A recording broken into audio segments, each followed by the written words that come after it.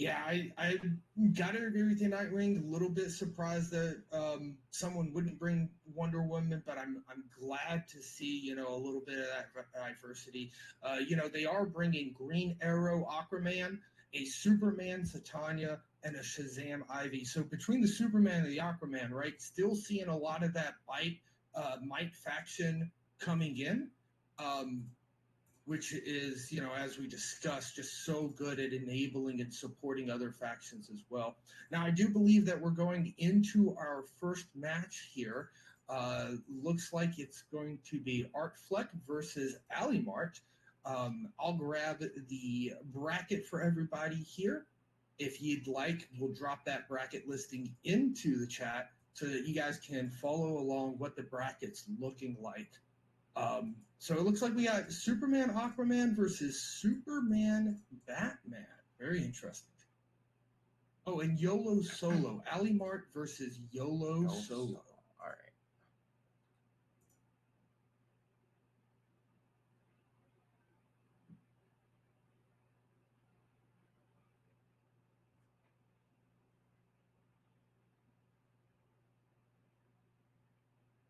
Alrighty, as we get the stream pulled up here and we see our side as well. Looks like Ali Mart has just gotten an Alfred into hand, looking to deploy Bluebird, which is an excellent starting card, creating an extra gadget. Get yourselves a Batarang. Now, that's a big hit. Batarangs recently, from the closed beta, being nerfed down to do a little bit less damage. I mean, a free card that just inflicts damage to a recruit, you got to say, oh my gosh, another Batarang here. Is it picking up the second Batarang, or do you go with the bandage? I would say both are solid option, especially since you have an Alfred that can already generate another Band-Aid for you. So Batarang might be the pick, and we do see that Alimar did pick the Batarang, using both to clear the Wildcat.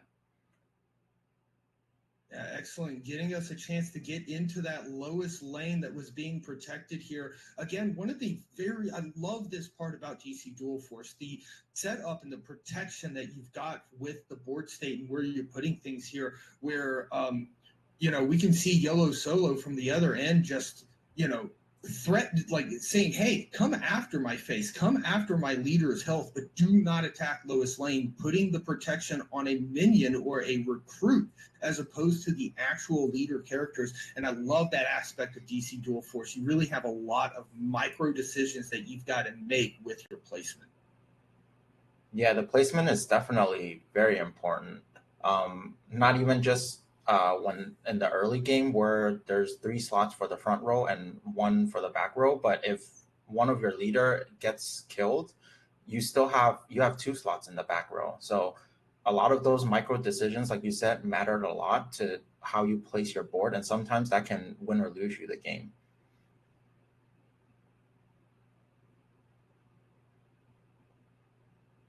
We do see here YOLO Solo, at least from our version of the screen. I don't know exactly for the stream output which side we're watching, but YOLO Solo is able to get another Lois Lane down, and then boosting up all of the recruits with I can't pronounce her name, Wonder Woman's mom.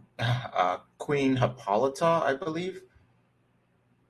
Another really strong mic card that as soon as she hits the board, gives all your other recruit +1/+1. And sometimes those can help you trade into your opponent's recruit a lot easier with the breakpoints.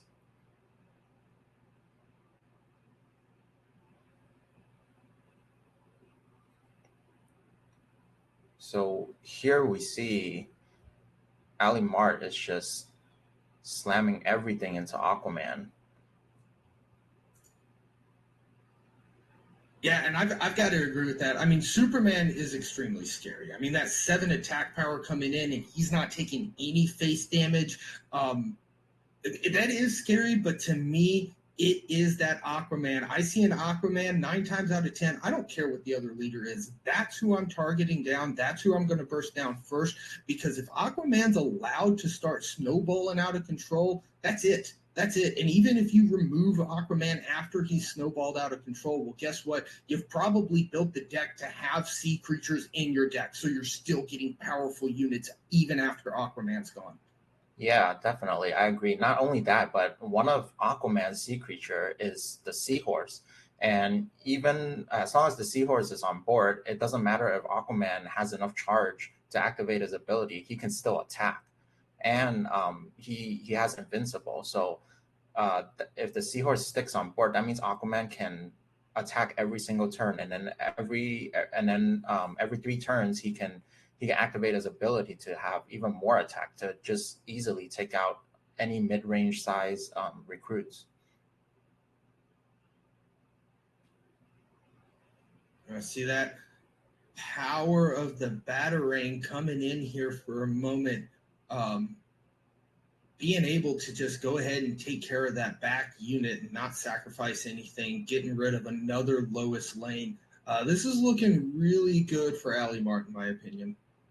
Yeah, I completely agree. Those battering has been carrying a lot of work. I guess Lois Lane does not like to see any of the batterings because a lot of those literally just swing a lot of the match. A lot of the recruits just die straight up from batterings without even getting a value trade. And now we can see we're picking Alimar picking even more battering. You can never have enough battering. Being able to utilize the bandage too, heal off a little bit of that damage that got put onto Batman. He's even got evade, so it looks like Alimart is really um, looking to protect the Batman side. And again, just kind of leaving Superman open, which I think I agree with. I think again, like Superman's a really scary leader. He can put a lot of damage out there, but it's Batman who's got the ability to find you new outs, to find you new cards throughout the match.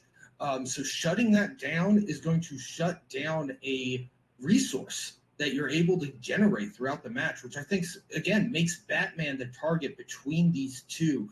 So I agree with throwing all the protection over on the right side of the board. Yeah, I also agree. Not only that, but when both Batman and Superman use their leader ability and they can both attack, Superman doesn't take any damage. Whereas Batman, when he swings into any recruit, he will take damage. So Batman's health will depreciate a lot faster than Superman. Also, Batman's leader ability only requires 2 charge, whereas Superman requires 3 charge. So you're more frequently to activate Batman's leader ability than Superman. But now we do see the bat cycle, which speeds up 1 charge for leader, and um, Alimar decided to use it on Superman. So now Superman can actually activate his leader ability and get a free trade off of Wonder Woman. Also giving Superman a little bit of that evade. So, I mean, we knew Batman already had the evade, so I could understand why choosing to go ahead and just charge Superman with the Bat Cycle. But here it is that Alfred coming down, who's going to charge Batman. Again, not the same powerhouse that Trevor is, right? Because Alfred only charges Batman, but charges in this game being so useful, actually procking both leaders this round a turn early by utilizing these charges between the Cycle and Alfred, showing what tactics can actually end up doing. Yeah, and that's very important, right? Because on the other end, when you see it, you might think that okay, they both of their leader cannot use their leader ability this turn, but all of a sudden, you have Bat Cycle, you have Alfred. It speeds up 1 charge for both leader, and they were both able to activate their leader ability a turn earlier, which, as you can see in the result, it cleared the whole board. Yeah, and my goodness, Batman just swooping down um, with his bat grappling hook to pick Alfred back up out of the fight, saying, "Hey, you're my trusty butler. I need you to show up next turn and give me yet another tool in my toolkit." Um, Grappling gun was one of the hardest cards for out of all of Batman's gadgets for me to like first initially see why I would want to do that. And there's an excellent target right there. Alfred coming being picked back up, only a copper recruit, and sure enough, we might see Alfred come right back down to create a bandage. Haven't seen Fox show up yet, so bandages aren't drawing us cards, but I mean this is very strong in favor of Alimart here. So I'm not quite sure YOLO Solo is going to be able to find the swing to turn this around. But in a tournament like this, I agree. Fight it out, draw the cards. You might end up top decking an out that gives you the swing potential.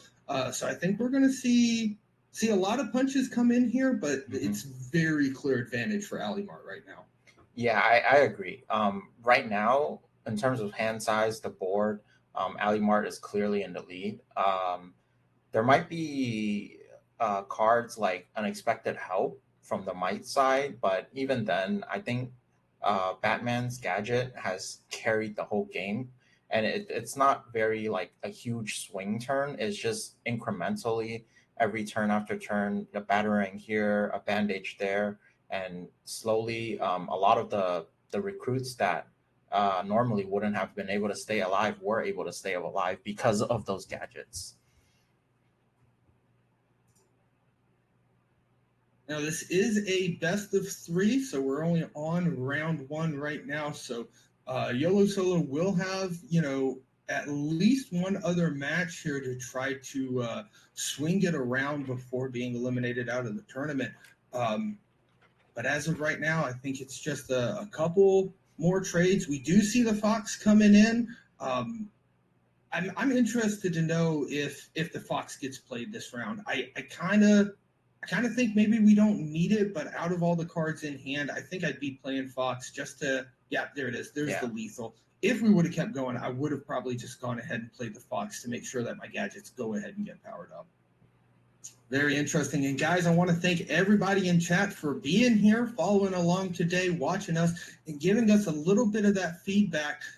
Seems like this scene here might have a little bit of the echo, but our game scene is sounding perfect. Guys, I really appreciate all the support in chat as we go ahead and start loading up our next match here.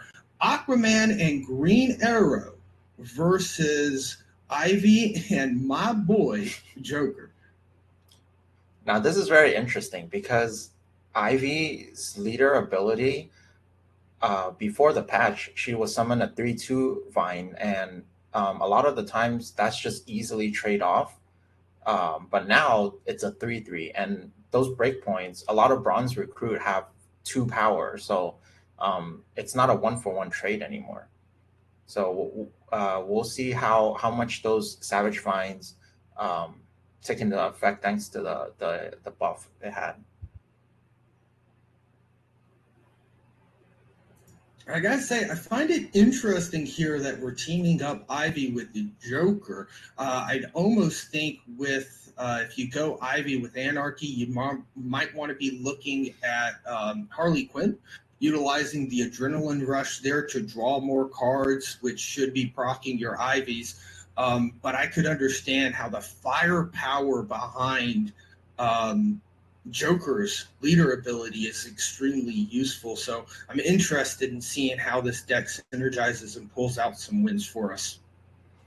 Yeah, normally I've seen a lot of Ivy with Harley with playing like an Arkham Inmate deck.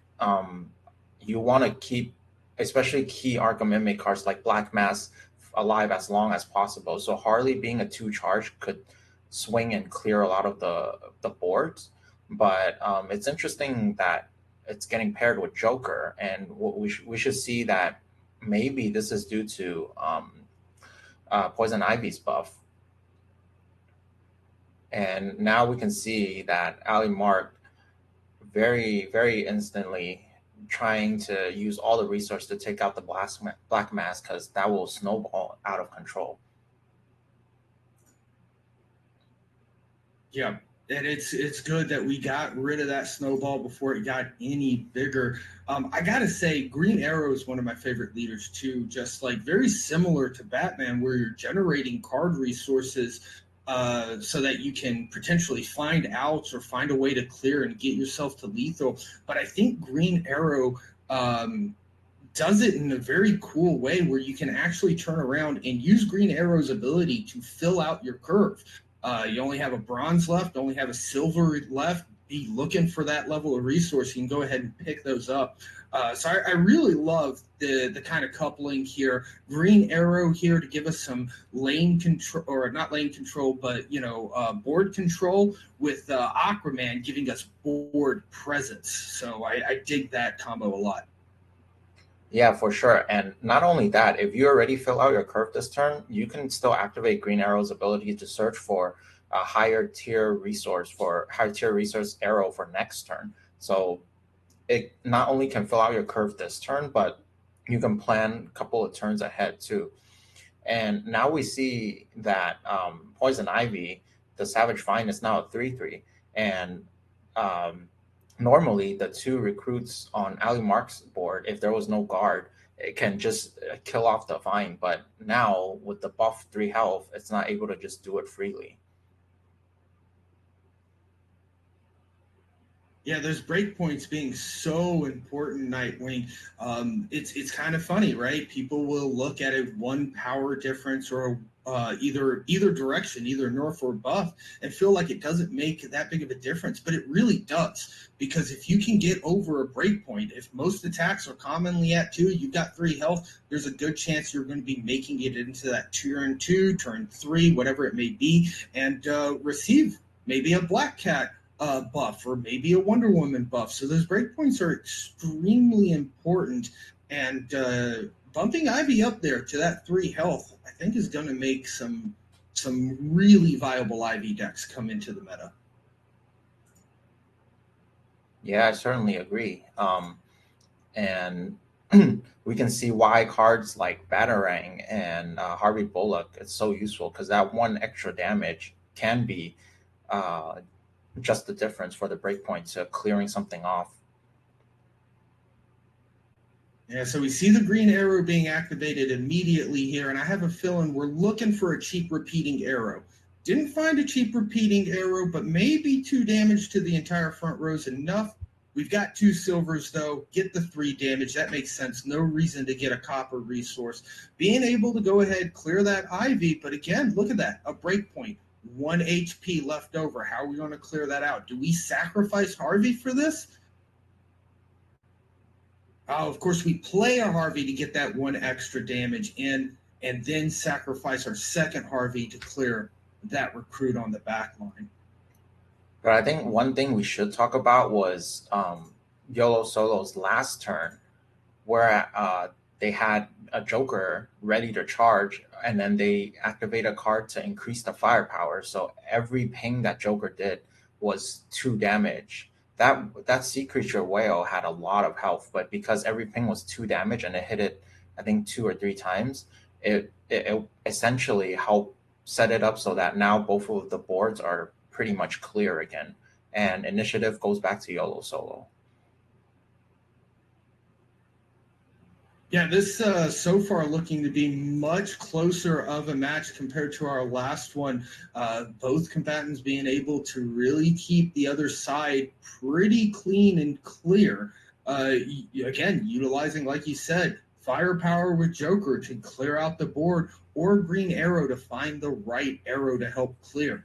And we're finally up now. We're at our max resource, right? So we're always having a gold and a silver each turn from here on out. So really just looking to top deck the best cards and plan out effectively what you can utilize. I do really love that kind of interesting part of DC Dual Force. Unless you're seeing someone with ramp or otherwise, you can anticipate they're making 2 actions out of their hand that turn. So board state, again, gives you a lot of information. You can kind of predict, like we saw, Aquaman was ready to be charged. We knew, right, that Aquaman was going to be utilized to get an attack and to make board presence. So it's very interesting because you can make so many actions in DC Dual Force just on the board alone. That when you first come into this game, you feel like 2 cards a turn isn't enough. But at the end of it, like you are still, we're only playing 2 cards a turn. We're still taking 5 to 8 actions each turn, utilizing the current board state. So, really a lot of decisions here, even though we're only playing 2 cards at once. And I love that aspect of DC Dual Force. Yeah, and as we can see, both players are trying to swing back the board instead of focusing too much strictly on the leaders. Because if you have the board, you can probably out pressure the other person. Whereas if you're just going to smack their leader, they can summon recruits to block damage. As we can see now, on Ali Mark's side, there's a lot of big health recruits that's going to be a little hard to get through. But on YOLO Solo's side, he drew the Enchantress last turn. That gives firepower +2. And Punchline also, if you have Joker, the leader, firepower also gets +1. So that's and Joker's ready to use his ability. So that's actually a lot of plus firepower. Each firepower will do 4 damage if YOLO Solo decides to do that, or he can activate the action card, shoot randomly, and instead of playing punchline, then that will still be 3 firepower per ping.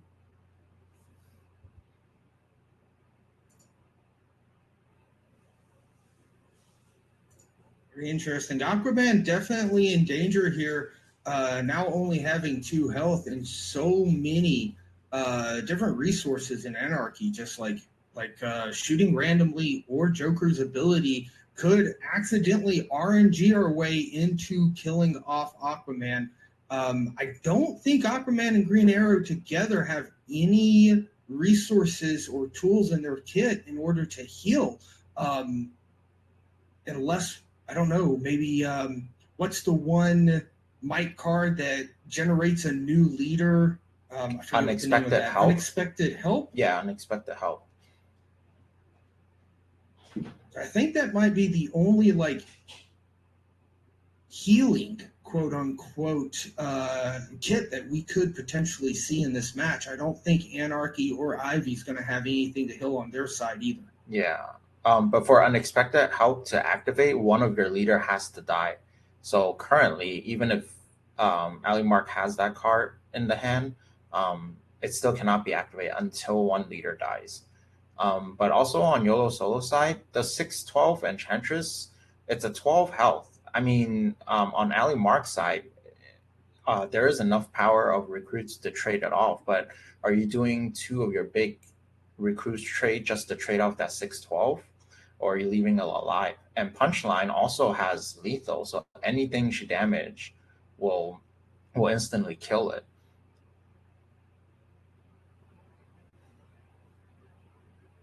Exhausting a random enemy a recruit. I don't think that was the random recruit they were hoping to exhaust with this. So we will see that lethal come in effect. One of these units is going to go down. Who would you choose? I think I take care of the Aquaman first. Yeah, I think I would take care of the Aquaman recruit. That seems to be able to continue to snowball power. Also, even with the shark as a 6/5 is pretty scary. You know that like it's not getting really any bigger. Um, and while it does have Hunter, we both probably expect like then after like 1 or 2 more turns, it's just going to be one leader versus another leader.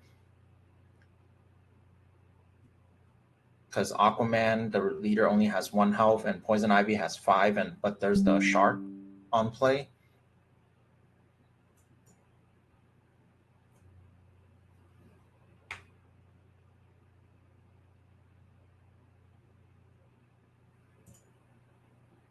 This is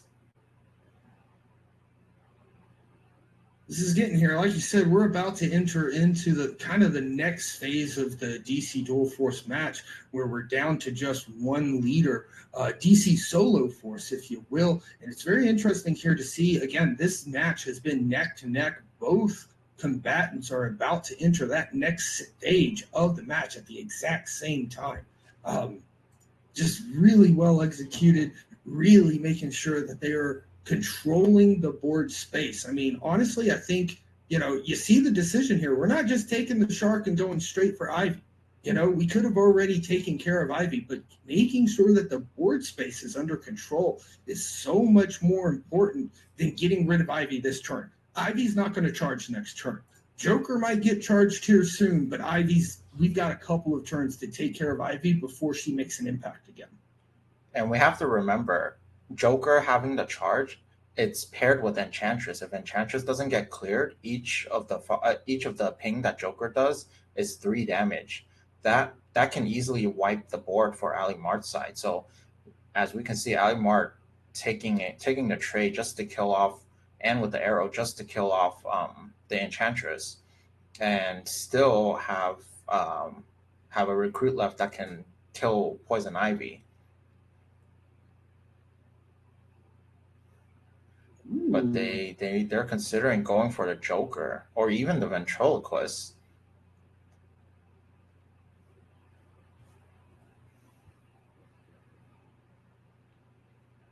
It's an interesting decision to make here because, I mean, on one hand, Ivy's going to be able to generate board presence, but that board presence needs to be able to draw cards to really be effective.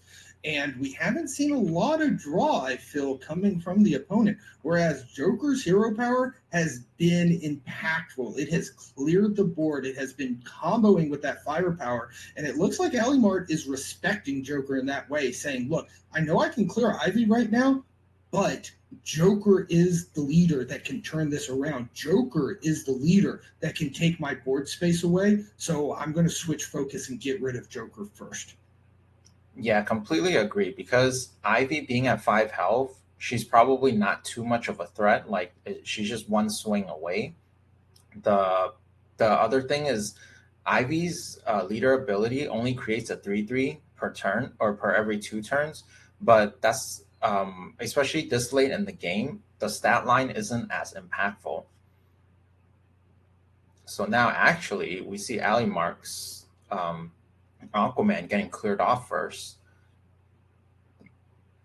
Again, from that firepower. And Joker can also still swing because it gives Joker 2 attack this turn. So not just the firepower, it does clear off a lot. Now I do think that that's a go right ahead. Oh yeah, I was saying, going back to earlier in the beginning of the match, we were talking about how a lot of the times we see Poison Ivy paired with Harley. That was probably more of a aggressive approach. Whereas I don't think if Harley was the Anarchy leader, the game would be lasting this long. Whereas Joker's firepower and leader ability really help swing back in a lot of the board space.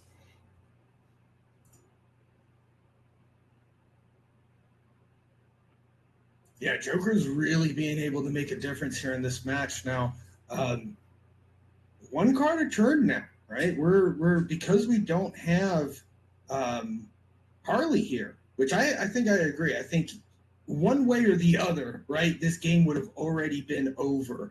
Harley's a little bit more high rolly than even the Joker is, but yeah, we see this come out. I don't think that's exactly the placement I would have wanted my clowns to show up. I think again we need to be protecting Joker, but you can't choose where your summon creatures show up at. Yeah, so that's one of the side effect, and those are more likely that you want to play in the early game and not draw them in the later game. Yeah, I really like this titanium repeating arrow here. I earlier in the last arrow pick that we had, we saw an electric arrow, and I know everybody out there is way more versed in DC than I am, but I didn't realize when it said adjacent recruits, I always thought just left and right, but it will do forward and back as well. So if we would have maybe picked up that electric arrow, we could have probably cleared all three of these recruits early. But there's no way to know that that would have been the board presence, last round. Yeah, it took some time to figure out the adjacent wording too, because normally I think most people would assume that it is just left and right. But there are quite a few other cards. The Wonder Woman recruit also says give your adjacent might character, so she can also buff your might leader depending on the placement you play.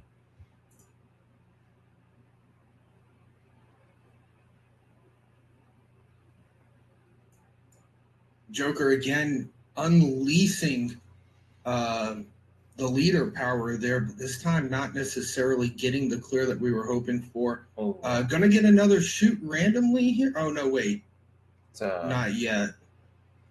ventriloquist. So even though Ali Mark is behind in one leader, um, having a card advantage and a board advantage might just be enough to edge this one out, especially with Yeah. Robin swinging every turn.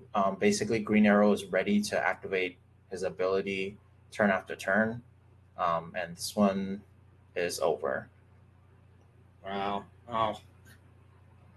Another amazing match. I think the change up that happened there where we started focusing down Joker was a good move because even though, like you were mentioning, Ali Mart was a leader behind, um, that just didn't come into effect. We were able to get Joker down to a manageable, quick one hit lethal. Ivy was already in the danger room, and sure enough, that was enough. We kept biddling down, keeping control of the board, utilizing both board advantage and card in hand advantage to just constantly be ahead, securing the win there. Alrighty, challenges being set up now. I see that they are being sent and being accepted, so we'll have the match open in just a little bit. A reminder on the format here: it is best 2 out of 3, and you must win. Right, you must win with a deck. Once you've won with a deck, you can't reuse it again. So it's really forcing a lot of diversity into the decks that we're going to be seeing, and you cannot have a leader shared among your 3 decks that you're bringing today. So very good format, very much drives up a lot of the um, diversity that we're seeing here. And we are jumping into our first match now. Both players bringing Harley. We've got a Harley v. Harley match. Ooh, I'd love to see it. Yeah, and I think another thing that we haven't really talked about too much is each player brings 3 different decks, but both player gets to ban a deck for your opponent for each one. So do you really need to know how to build your deck, but also understand like of between all 3 of your deck what the strongest weakness is, and making the ban reads is also another skill on its own, where you don't get that type of reading on ladder.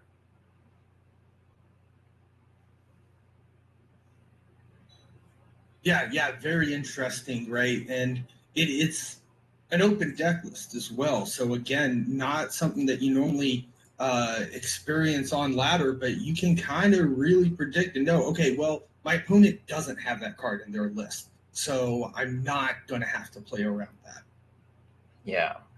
So it looks like we've just finished a mulligan, and Erod having Black Mask on turn one. It's very strong, but because Ali Mart has Wonder Woman, you have to be careful of the Steve Trevor. And there it is. Yep. Trevor coming out turn one. You can't ask for a better turn one when you have a Might faction in your list than that. You just always assume they have Trevor.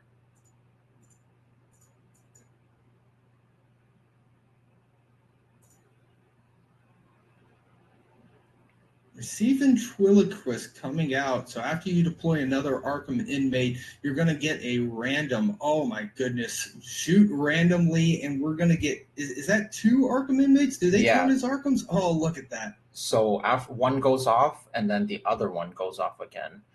Oh, but unlucky, Oh, unable to kill off Steve Trevor. Six of my those goodness. shots. Yeah, 6 hits, right? Six Yeah, hits, six and we random couldn't hits. land two on Trevor.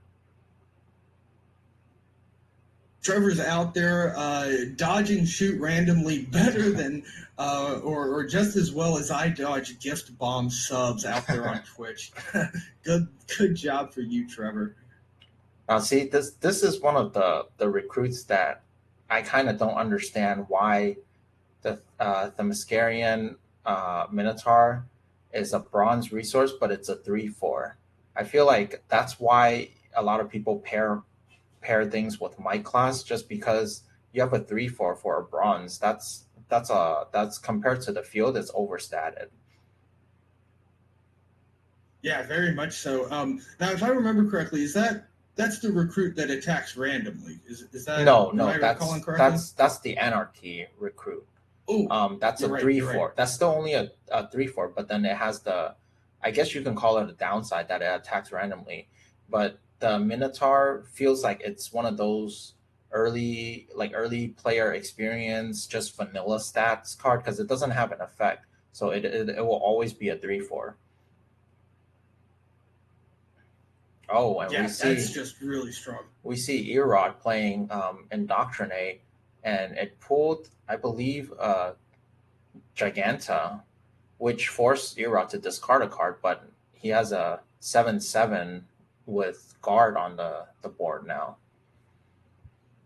Yeah, extremely aggressive here. Irod already activating adrenaline. So we're going to be getting some of that Harley Quinn value, and you can kind of tell that that's where Irod is protecting. They've got the protection in front of Harley Quinn. I mean, it's got guard, right? So we could have placed that anywhere, but I think that is um, a subconscious play, right, where they are already leaning to protect Harley, which makes so much sense off of the play styles this early in the game, where we're already activating adrenaline. What in turn two, turn three?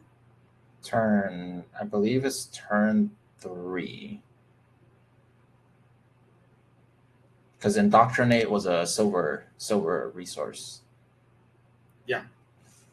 So now we do see that Erod drew a card. I forgot what the spell is called, but it basically pulls 2 Arkham inmate from your deck to the field, and that will double buff Clayface.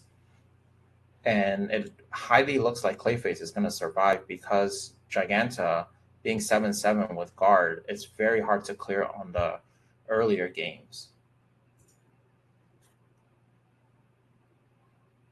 Having to take some face damage onto Harley in order to clear out that Giganta and get rid of that guard. So sure enough, you're absolutely right. Jailbreak's going to probably go off here, double buffing Clayface. Now, where are these going to land? Doesn't land protecting Harley Quinn. So you got to wonder, is the Riddler going to come down here just to be a blocker? Not only that, but also activating Harley's adrenaline so they can keep drawing cards. Because at this point of the game for Erod, you have to make sure Harley goes off so you get two draws a turn and play both cards, and then 2 draws a turn. But that Clayface, it went from a 1/2 to now a 7/5. Yeah, insane. So already pushing both a leader and a board advantage onto Ali Mart. This is going to be a little difficult to swing back from because Ali Mart's Harley Quinn's gone. So they've only got one card in hand. They're not going to be able to double draw in the same way that Erod is for the rest of the foreseeable future of this game. Yeah. And not only that, the Riddler, if it doesn't get killed off, no matter how bad the card is, Ali Mart still has to give Erod a card thanks to the Riddler's effect every single turn. So that's extra value. Oh, now the business venture card is actually going to stop the Harley from activating her adrenaline draw because it gives you more investment, and then you need to spend resource to cast the investment. So that's an actual good pick, and it doesn't benefit Erod too much.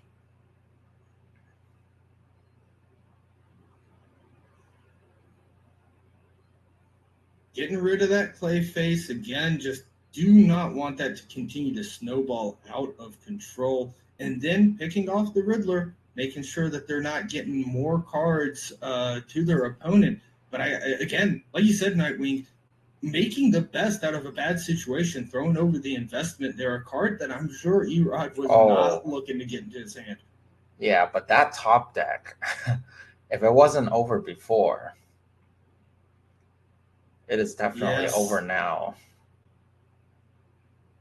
Ooh, my goodness. And, right, the bug is fixed. Yep, the bug is Darkseid's fixed. destroy spot is not going to be protecting Wonder Woman. If Very yeah, much a frustrating bug that was out there, but it should be fixed now. So this is going to be, yes, they can. this is going to be pretty Huh, close. interesting. They did not choose to take out the one. They could have done it the other way. Luther could have killed the steel, whereas Darkseid could have traded um the 3/5 so that Wonder Mm-hmm. Woman it's can't be protected, right? Yeah. Um don't know if that was just like a fast play misplay or not, but say if Alimar tops deck something like something big like a gold like a Superman or something, then you have to punch through that in order to actually swing into Wonder Woman. And who knows, it may have not even been necessarily a quick play, right? It could have been built into the habits of Erod, trying to make sure that you're playing around the bug that used to exist, right? Because that Yeah, really should be no protection for Wonder Woman, right? When you yeah, destroy that spot, whereas the bug made it ultimate protection. So maybe that's it. Maybe it's just still coping with the fact this is open beta and having to play to compensate around some of those bugs previously. yeah. And I'm not too sure, but I think we might be seeing a bug right now.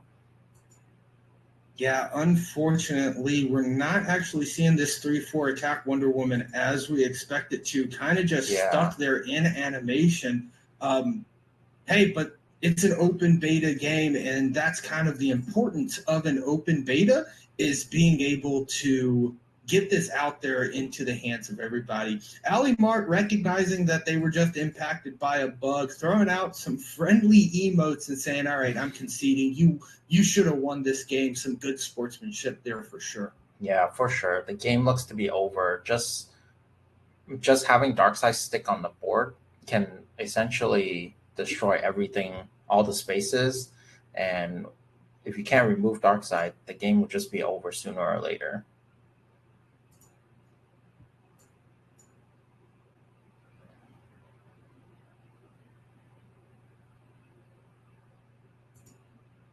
So I'm since I don't actually personally own Darkseid, I don't know if I know they fixed some of the Darkseid bug, but I don't know if that was because of Darkseid or that was just a general game bug.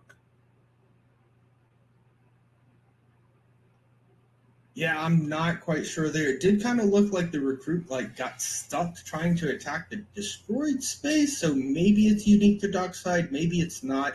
I'm sure the devs are watching this. I mean, after all, this is one of the first, if not the first, tournaments, guys. So I know I've seen a lot of communications coming from the devs.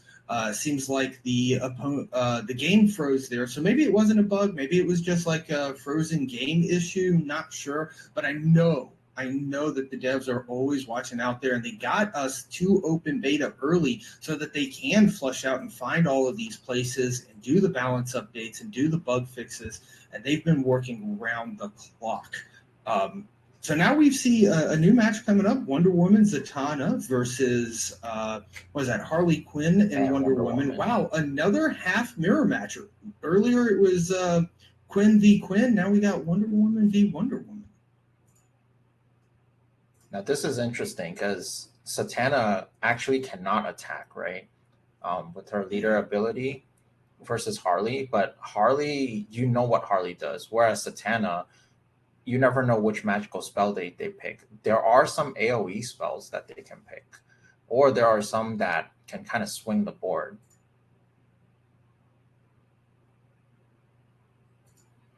So we, Yeah, very interesting piece to Zatanna, right? When you compare her to other leaders that generate resources for you, you've got Batman. Yo, it's a gadget.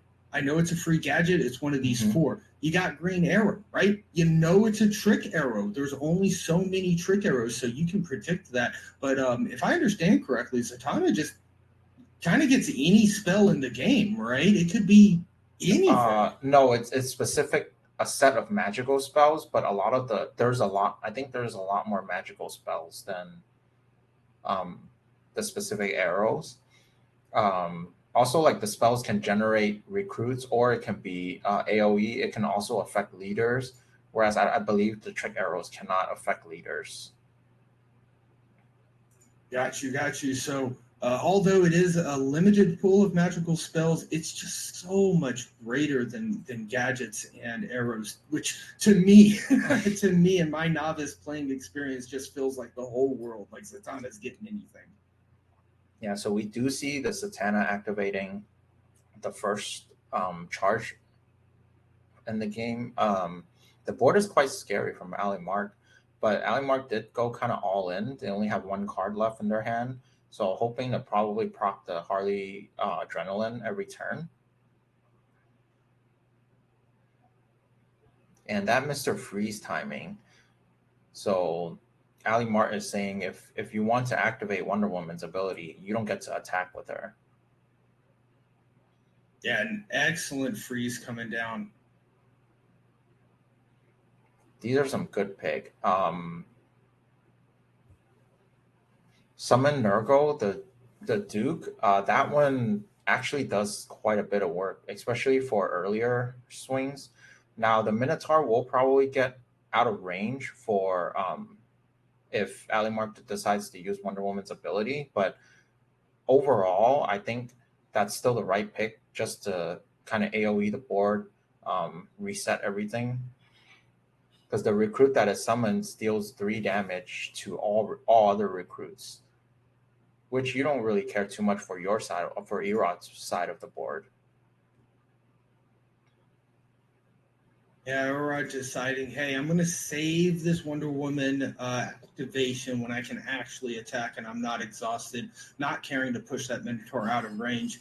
I think that was a good play. I think limiting yourself to only getting half of the effectiveness of your leader power, you should only do that in the most dire of situations. Yeah, completely agree. And the last turn, even if Erod's Wonder Woman wasn't frozen or exhaust from Mr. Freeze, you don't really have that big of a board for it to be impactful. Mm-hmm. So I would say it's better to save the charge. Alamart has built up quite a bit of a board here now. Is the Duke? I don't recall. Is the Duke going to be enough to kind of handle this board, or is it just going to make a dent? It will clear off the Mr. Freeze, and Minotaur will be down to 1 health, and it'll proc the shield for Superboy. Even if it doesn't like, it's kind of awkward. It doesn't fully clear. I still think you have to play it. Just the fact that it's also a 9/1, right? And this they don't have a Batman, so it's not like they can find Batarang to just pop that off. If they have to tank or trade a recruit into it, then you're already getting a lot of value, right? But the Minotaur we saw getting buffed by Wonder Woman's ability to get out of range. It's definitely like beneficial, and I think this turn for Erod, you do use your Wonder Woman Mhm. charge to just kill the Minotaur, and I mean, kind of buff your stuff to 3 health. Not that it would do much because the breakpoint with Harley can still clear either one of those. Yeah, but Harley taking 10 to the face to be able to clear that is not going to be great. At the same time, you don't necessarily want to lose your Superboy. But I think that might be the move here. I think you just lose Superboy. 10 to the face right now feels really bad for either leader. I don't know though. You don't have much board left. They have three cards, right? On average, their cards will be better value than you, even if they are small. So I think you might need to keep your recruits. Yeah, I think I agree with Ali Mart's play with Harley just swinging into the big boy and leaving the super boy up, because now you force them to have to be able to clear, or else the 7-4 is pretty big, and both of Erod's leader are getting to that lower health where the 7-4 and something else can probably just kill one of the leader. So now you're forcing the answer, because in the long game, Ali Mart probably isn't going to win. Erod has Satana. Satana just generates a lot more resource. Oh, and this is huge. There it is. Oh my goodness. Yep. Found the Duke off of that necromancy. Yep, this is huge. Yeah. So Alimar took a risk, and that's probably the best thing Alimar can do based on like the hand and whatever's on the board. I do believe Ali Mart's probably going to be able to, yeah, they'll be able to get down to adrenaline this run, this turn. So we do have 7 damage that can hop over this protection, but I'm just not, again, like you're saying, like we got to get back on board control. Ali Mart had already decided to use a little bit of Harley Quinn's health resource in order to control the board a bit, and I mean, I guess we could take care of Zatanna. Once we get down here to Adrenaline, we could clear out Zatanna, but board control just scares me a bit here. Maybe you got to utilize that hunter ability not to clear out Zatanna.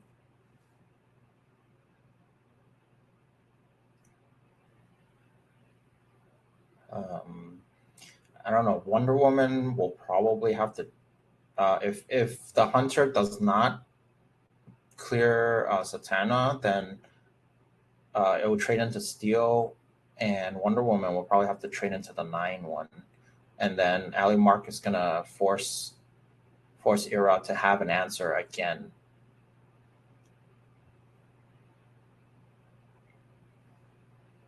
And then Harley can probably either chip Satana or chip Wonder Woman. But I believe Ali Mark's deck, like if you don't have recruits on board, you're there's no way you can win. Whereas for Erod, with things like Satana and then also the Satara in hand, um, it stacks up however many magical spells you cast this game. So just playing him can kind of like just chip out the rest of the health as long as they survive. Going after Wonder Woman here with that 7 attack, again, I think, part of it is Zatanna's charge is not here immediately, so Zatanna's not going to have much of an impact this turn or the next turn unless we see maybe like a Trevor or something come out. Choosing to chip away instead at Wonder Woman, um, interesting enough, but I think, again, I'm worrisome here. Both of our players are very low on their health totals. So although they have both leaders, I think, yeah, 5 damage to 2 enemies. Oh my goodness. And Harley Quinn able to dodge that lightning bolt. So the board is cleared, but Harley is still alive. And I think Wonder Woman's going to see something about that. Yep, there it is. Yeah.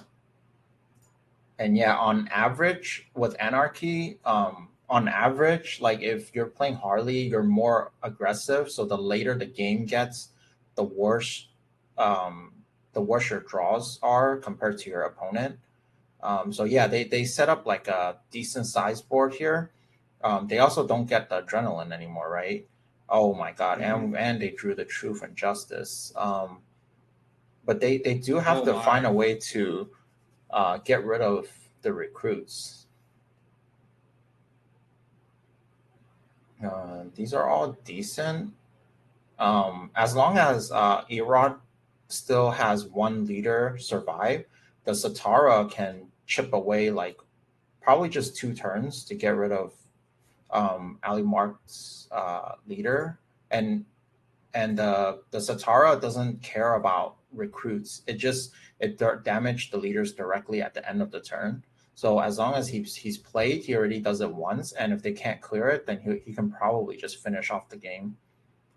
Now I think Zatara's at 3 charge, so with another magical spell in hand, that's 4 charge. So actually, it might take a few more turns, but it requires a clear. If there's no clear for it, then it just snowball without doing anything, like even just being on board. So interesting. They did not play Freddie Freeman before they used Wonder Woman's ability. Probably a misclick, or else Freddie Freeman could have gotten extra health from Wonder Woman. Yeah, a little mistake there on order, I believe. I can't think of a reason why you'd want to go the other way. And then sacking Wonder Woman. And also very interesting. And also, if they were gonna swing into Steel, it was probably better to play the Freddie Freeman in front of Satara. But it can also just be like the pressure. The game is getting super close right now. Mm-hmm. Misplays happen, especially sometimes when you're planning out the turns. You don't like the order of sequence. You might mess up the planning. But as we can see, actually, the game could be over here, right? Because the 6/5 attacks randomly. It's a 1 out of 4 chance. He's training it. Alamart's trying to say, look, this is where I want you to randomly attack. Please, please hit the Zatanna. And, hits the Giovanni instead. Oh. And there goes the conceit from Ali Mart. Yeah. Wow, very interesting game there. Yeah, if that recruit would have randomly got the right hit, that would have been a very spicy way to end up beating the game, using RNG to get around from protection. Yeah, so as we can see, although it didn't pan out for Ali Mart, but playing to your outs, because there was a way to win there, even though the chance is a lot lower. It's still sometimes you have to risk it, especially if your deck on the like Ali Mark's deck, it's better in the early game and mid game than late game. You kind of have to set it up so that that is whatever out you have, no matter how low the chance is, that's what you do. Joker, Ivy against Joker Zatanna. It's going to be an interesting match. Ooh, we got some firepower down already. So it's S Darbs, and Combat Panda here. Awesome. It's going to be interesting. All right, so we're on, whose turn are we on here? It looks like we are on Combat. S Darbs' turn, okay. Trying to consider, nope, I take that back. We're on Combat Pandas. So, okay, so this is going to be an inmates list. So we've got Escape Tunnel coming down early. That makes it really easy to build up like a Clayface. If you hit like a Black Master on it when it's got this hidden, you can protect it, allowing you, because those are those kinds of cards that just really snowball effectively in inmates. When you can protect them, and hidden allows you to protect them at least for, a turn. Correct. Interesting, they put the little dude, the Mad Hatter, up front. Yeah, I think at this point the Mad Hatter might have been just a way to draw that extra recruit now that he's got the hidden on them, getting the buff. So S-Darbs here are going to play Timothy Hunter. He used Zatanna's leader ability to get the magical spell. So Timothy Hunter is going to clear the Mad Hatter here with Pyromancy, deal 1 damage to both of the enemy leaders. And then he's got the Gift of Nabu, which is awesome. Like the way that this card becomes free once you've played a magical spell makes it synergized with like both Amethyst, because her Crystal Blast is considered a magical spell, and then with Timothy Hunter because that Pyromancy is a magical spell too. Yeah, correct. Good, Timothy. Ambush Buck is such a great. I think he's one of the best cards in the game. I love him. And then get rid of the card. Yeah, and they get rid of the card draw engine. So nice. Let's see what happens now. Our Combat Panda draws the Riddler. Remember, all these cards that he's drawing now have hidden. I know one of his clay faces was in the hand that he had before he played Escape Tunnel, so it will not have hidden. It looks like he might be playing that one first, potentially. I think the one to the right has hidden. Oh, exhausting right now is pretty good too. To exhaust that nasty Joker. Yep. Of course, he can still do his ability, but he can't attack. And then he hits the Poison Ivy leader ability. Yeah, this was one of those things that was changed in the recent patch, which was really good. It doesn't seem that big, but going from a 2 health vine to a 3 health vine prevents it from being cleared by a lot of interactions in the game. Correct. It makes it stick to the board a lot easier. Ooh, but when you got a Joker leader ability potentially with 2 firepower on the board, and then, yeah, that was a nice clear of the board here. Onomatopoeia hitting Joker for 2, and Ambush Bug hitting Ivy for 2, and then Timothy Hunter. He's spreading his damage out, which is interesting, rather than focusing. That might be a pretty good idea, actually, but see if they can get back into it. So we have Black Mask, Clayface, Riddler, Strange. So we have a lot of... I don't think they have a way to deal with the 4/4, though. It's going to be kind of... And Joker's going to have his ability next turn, too, so... Yeah. Oh, one moment. Alexa, turn off alarm. Sorry, everybody. My Alexa had an alarm going on. Alexa wants to cast. Yeah. I do think one of the reasons why he might be bringing the enemy leaders down, attacking both the Combat Pandas, is that he might have an AoE in here with energy now. We saw the buff also to Hellfire. So if you can get them both within a certain range, you can Hellfire and clear both of them, or even Living Light. Very good That might be why he's attacking both of them. So Mr. Freeze comes in here. They've traded Mr. Freezes on each other's Jokers. Leader ability gets activated. That did clear out the Onomatopoeia. And it looks like Ambush Bug will be taken out by the Joker's attack here. One more resource to spend. And it looks like you might want to prevent Zatanna. Yep, going to prevent Zatanna from getting another spell next turn.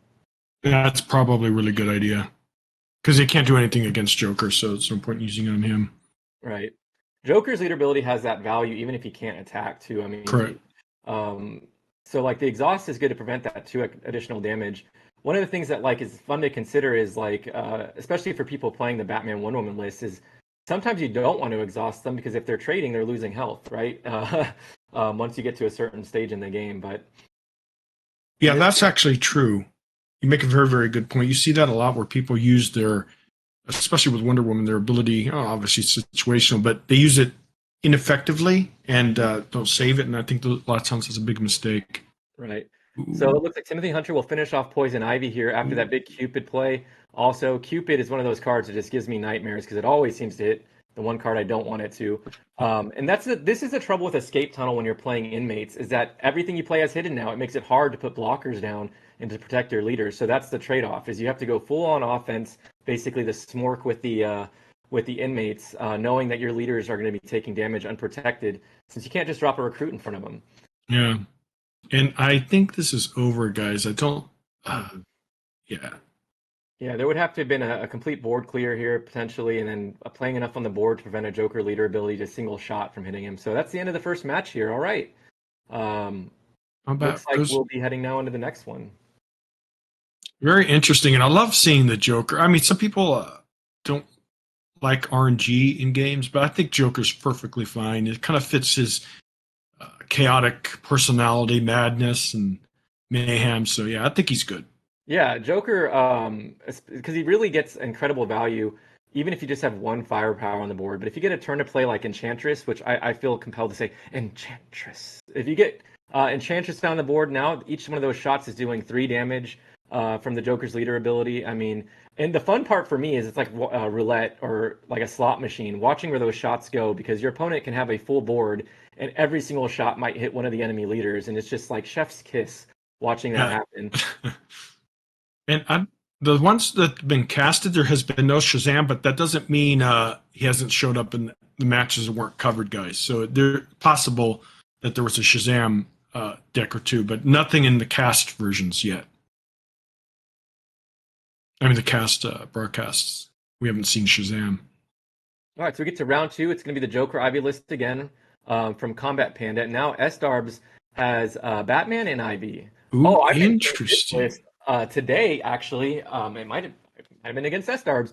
Very interesting interactions here with drawing cards with the fly traps out, or not the fly traps, but the vines. So very kind of control oriented. Let's see how this ends up going. Yeah, this is going to be interesting. Interesting. Right, Tactics card draw tends to draw or has a draw engine of their own with plus Ivy could be pretty devastating. Yep. So we got the Have you- 1-1 again Yeah. from Combat Panda. And by the way, I love Riddler. Oh, and Nightshade's a really good card too. I think she's underrated a bit. Oh yeah. So Nightshade comes down. The best part about her is if you're playing a Bat Signal, it gives you almost a guaranteed hit on it on the next turn since your opponent can't clear it, and it gives you the opportunity to be able to use it to trade if necessary. Yep. So here we go. So back to S-Starbs again. He's got to give his opponent a card. Ooh, these are some interesting choices. Ooh, Wonder Woman. Wow. Okay. That must have been the lesser of many evils then. Yeah, I love the Riddler. Such a great card. I think being a gold card that's a body on the board for Joker Ivy makes it not that much of a threat. So we see Deimos come down. Probably gonna use Nightshade to clear out the Riddler here. And when we get the Vine, see now this is a mistake I always make. Make sure you play your Vine first before you play the question, so you get that extra damage on the enemy leaders whenever you draw the card. Yes. Two options here. Grapnel Gun he's gonna go for. He's going to use Batman to clear the Riddler, and he's going to go face with the Joker, preserving the health on his recruits. Yes. Yeah, and they have a huge board to deal with. Let's see how they can. Ooh, Amy's there. Yep. It just got a turn to go before the Joker leader ability, which could do some work on this board with some firepower, but it's how you survive there because it's already looking a little bit rough. I think, is that a Jailbreak that's in his hand also? Yeah, it is. Yes, it is. I think Jailbreak and then Amy's a good play here. Mm-hmm. And then save Punchline and Deadshot for probably some really good combo. Of course, yeah. Next turn. Yeah. He's looking at this board. He's trying to figure out, probably doing some math here about, okay, if I play the Jailbreak here, they might just get cleared this next turn. But really, it almost has to be just buying time. When you see a board like that across from you with nothing on it yourself, it's like, how do I buy time to this Joker leader ability? Jailbreak hit. Ooh, nice. Unfortunately, they don't get much value, but hey, you got to get minions on the board. Otherwise, these leaders are going to take too much damage. All right, that's decent. Yeah, but all hidden again. So his leaders are going to be taking. I mean, Joker. Let's see. 4, 7, 10. Joker's going to. I don't know. After this. I think hidden's really good when you're ahead, but when you're behind like this. It could really hurt you big time because all the damages are going to be taking, right? Right.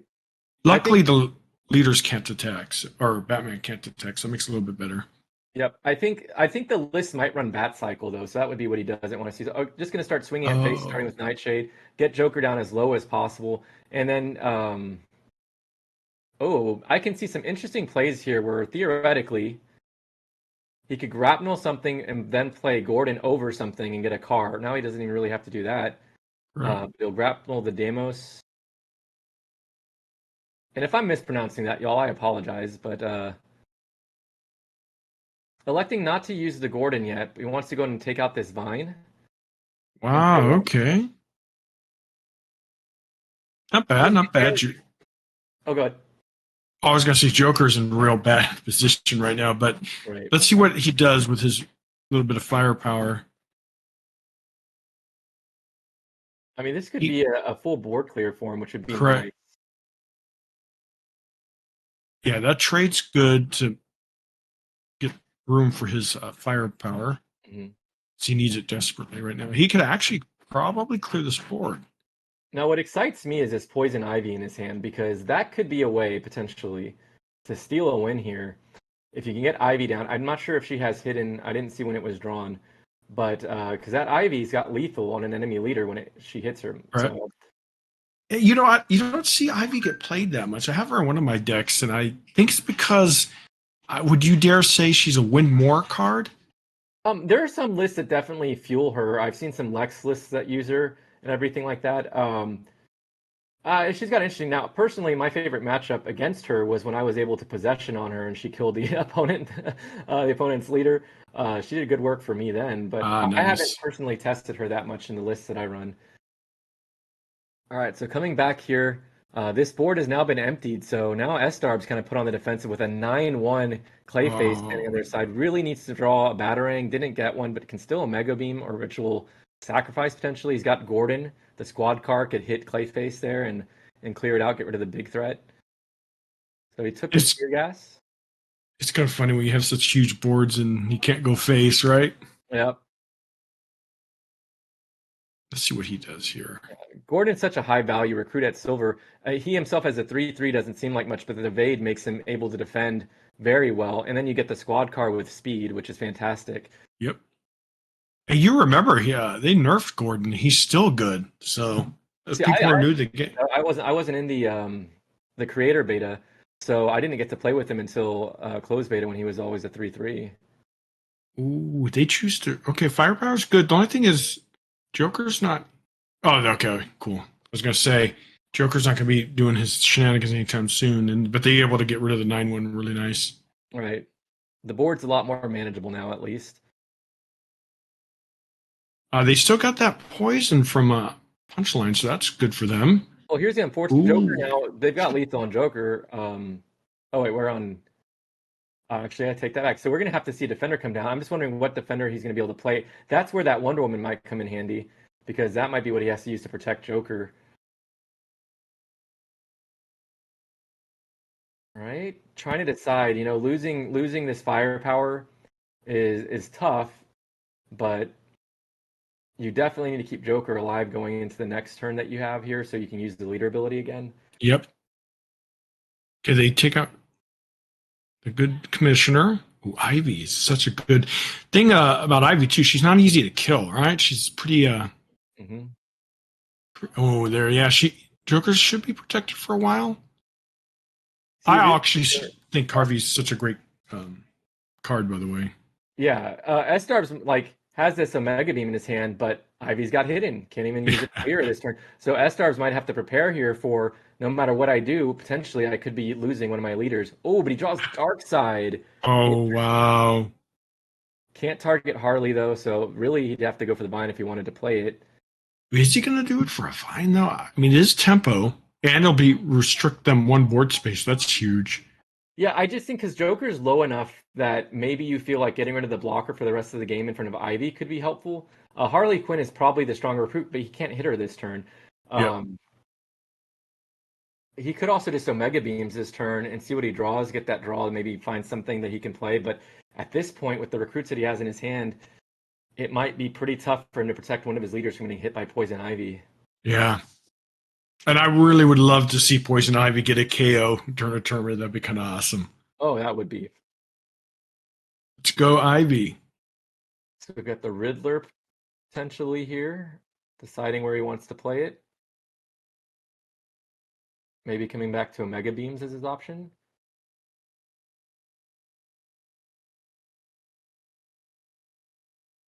Oh, and second of Friends in High Places here. What team am I Ooh. looking for?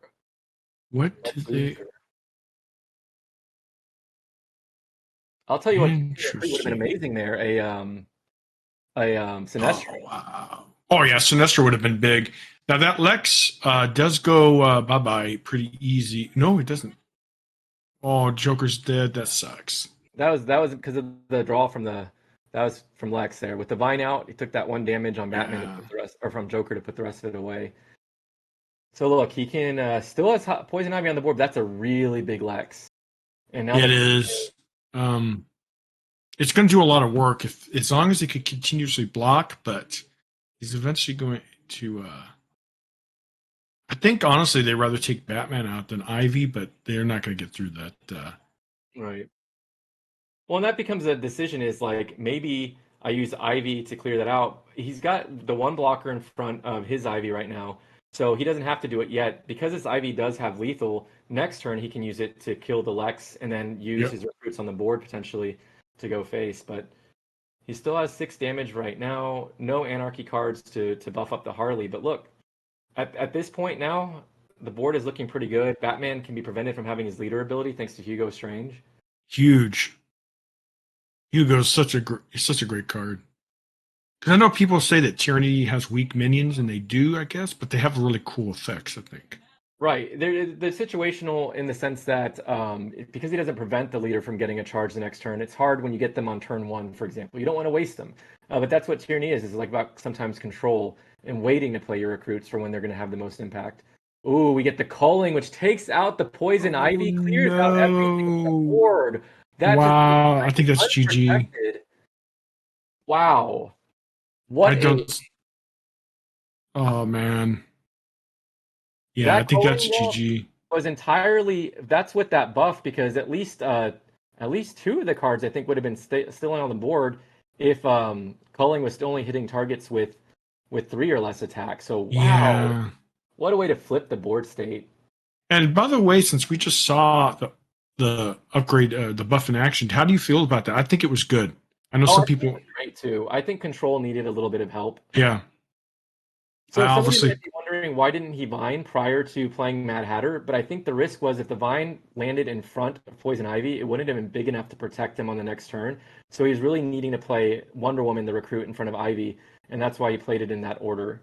And no disrespect to Erod, though. I'm pretty sure they're going to fight tooth and nail as well. And here we go. Looks like the match is about to start. Yeah, both of them I've had the pleasure of, I guess, at least briefly meeting, popping into stream, and I've seen them. I'm always lurking in everybody's streams and stuff like that.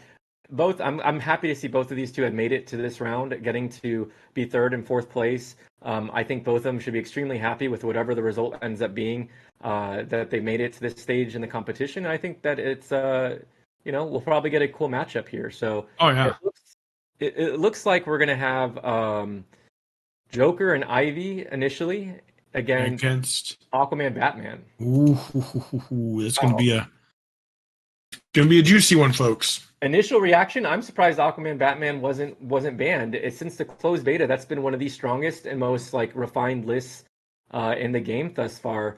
So yeah. I wonder what list was banned instead of that one. It makes me exactly good questions. I really like Aquaman. I haven't played much with him though, but he's definitely a good value generation leader. Kind of makes you wonder why they didn't do the same. I guess it would be too similar with Hal Jordan. I still think he should, every time he does his ability, he should give a random start of the game, of course, and then every time give a random Green Lantern. I think that would be a nice additional buff to him. He's been buffed once, but see if they can buff him up again. Because that is the strength of Aquaman as a leader in this game, is that his leader power gains value the longer the game goes on, because he's getting that 1+1+1 buff each time it's utilized. So those sea creatures are getting stronger, and they're played right to the board, which leads to some amazing tempo plays where you get a nice, strong recruit without even spending a resource. All right, so turn 1, Comet Panda plays down the fly trap. We like to call him Frank. If you watch Harley Quinn on Frank. Yeah, good old Frank here. Let's see what Erod does here. He has Mr. Pennyworth. Oh, but he goes with Bluebird. Good choice. Right. That's already. I'd be nervous if I was Comet Panda here, seeing out. Well, he doesn't know obviously, but Alfred being in my opponent's hand, that leads to. I've seen Batman's being able to attack in 5 or 6 consecutive turns. Yep. Hitting grapnel guns here. So, all right, he does get the value generated here to draw 2 cards off the fly trap. He's going to play Hugo Strange. This will prevent at least 1 attack potentially from Batman, or maybe slow down Aquaman. I think Batman was a better choice to help protect the board. Prometheus, by the way, goes down, which is amazing. I love Prometheus. I think he's a great card. He's pretty bulky, too, at 5 health. Or 5 defense. That's not easy to get through. So, yeah, he's a good card. He plays well into Tyranny's attempts to stall, potentially, because he's not going to necessarily destroy anything on the board. But if you're just trying to protect damage to your leaders for a few turns, he can do that job pretty nicely for a bronze recruit. Oh my gosh, but because Bluebird was up on the board, Erod has drawn a bat signal. It's going to be hard to see not playing that, but we'll see what ends up happening here. He charges up the bats, or he's thinking about Alfred, it looks like. He's got so many options right now with all these bronze recruits in his hand. It looks like it will be Alfred in front of Aquaman, it looks like. Yep. So that gets a charge. So that kind of negates the Hugo Strange play the turn before. Batman will still get a leader ability and attack this turn. I'm wondering if this is going to be and then we get the bat signal. So that signal will put a 6/6 recruit into his hand the next turn that has on deploy. He gets speed and ambush. Correct. Silver resource, which is like, incredible at clearing things out here. He didn't choose to use the leader ability. He decided to save it, which makes sense because why waste it on Prometheus? Exactly. You can't clear Prometheus. There's no reason to take any extra damage, and Batman will take care of him next turn. Mm-hmm. Yeah, I love seeing the fact that we haven't seen too much Wonder Woman today, which is good. My assumption is it's been banned in all the matches. I'm pretty sure you're right.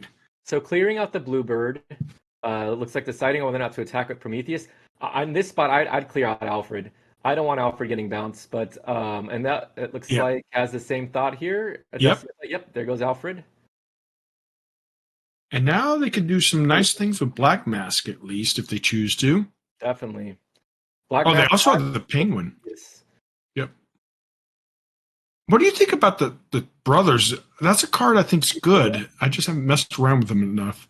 Oh, they're great with Black Mask. I mean, if you have 2 spots on the board, it get 2 triggers on it, and then their end of turn effect, gives +1 health, +1 attack to every other inmate on the board. I love that card too. It's up there with Jailbreak and everything else. This is interesting. Choosing to replace the Fly Trap because he wants to play the Tweed Brothers. So here we go. Tweedledee, Tweedledum. Tweedle the Brothers. Let's go.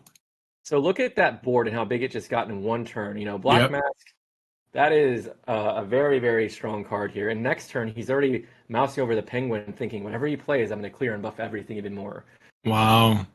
Look at that Prometheus, guys. He went from, wow, yeah, this is a huge board. But we have the Batman that was added by the Bat Signal, which I'd have to target that Black Mask this turn. You don't want that staying on the board for long. Yep.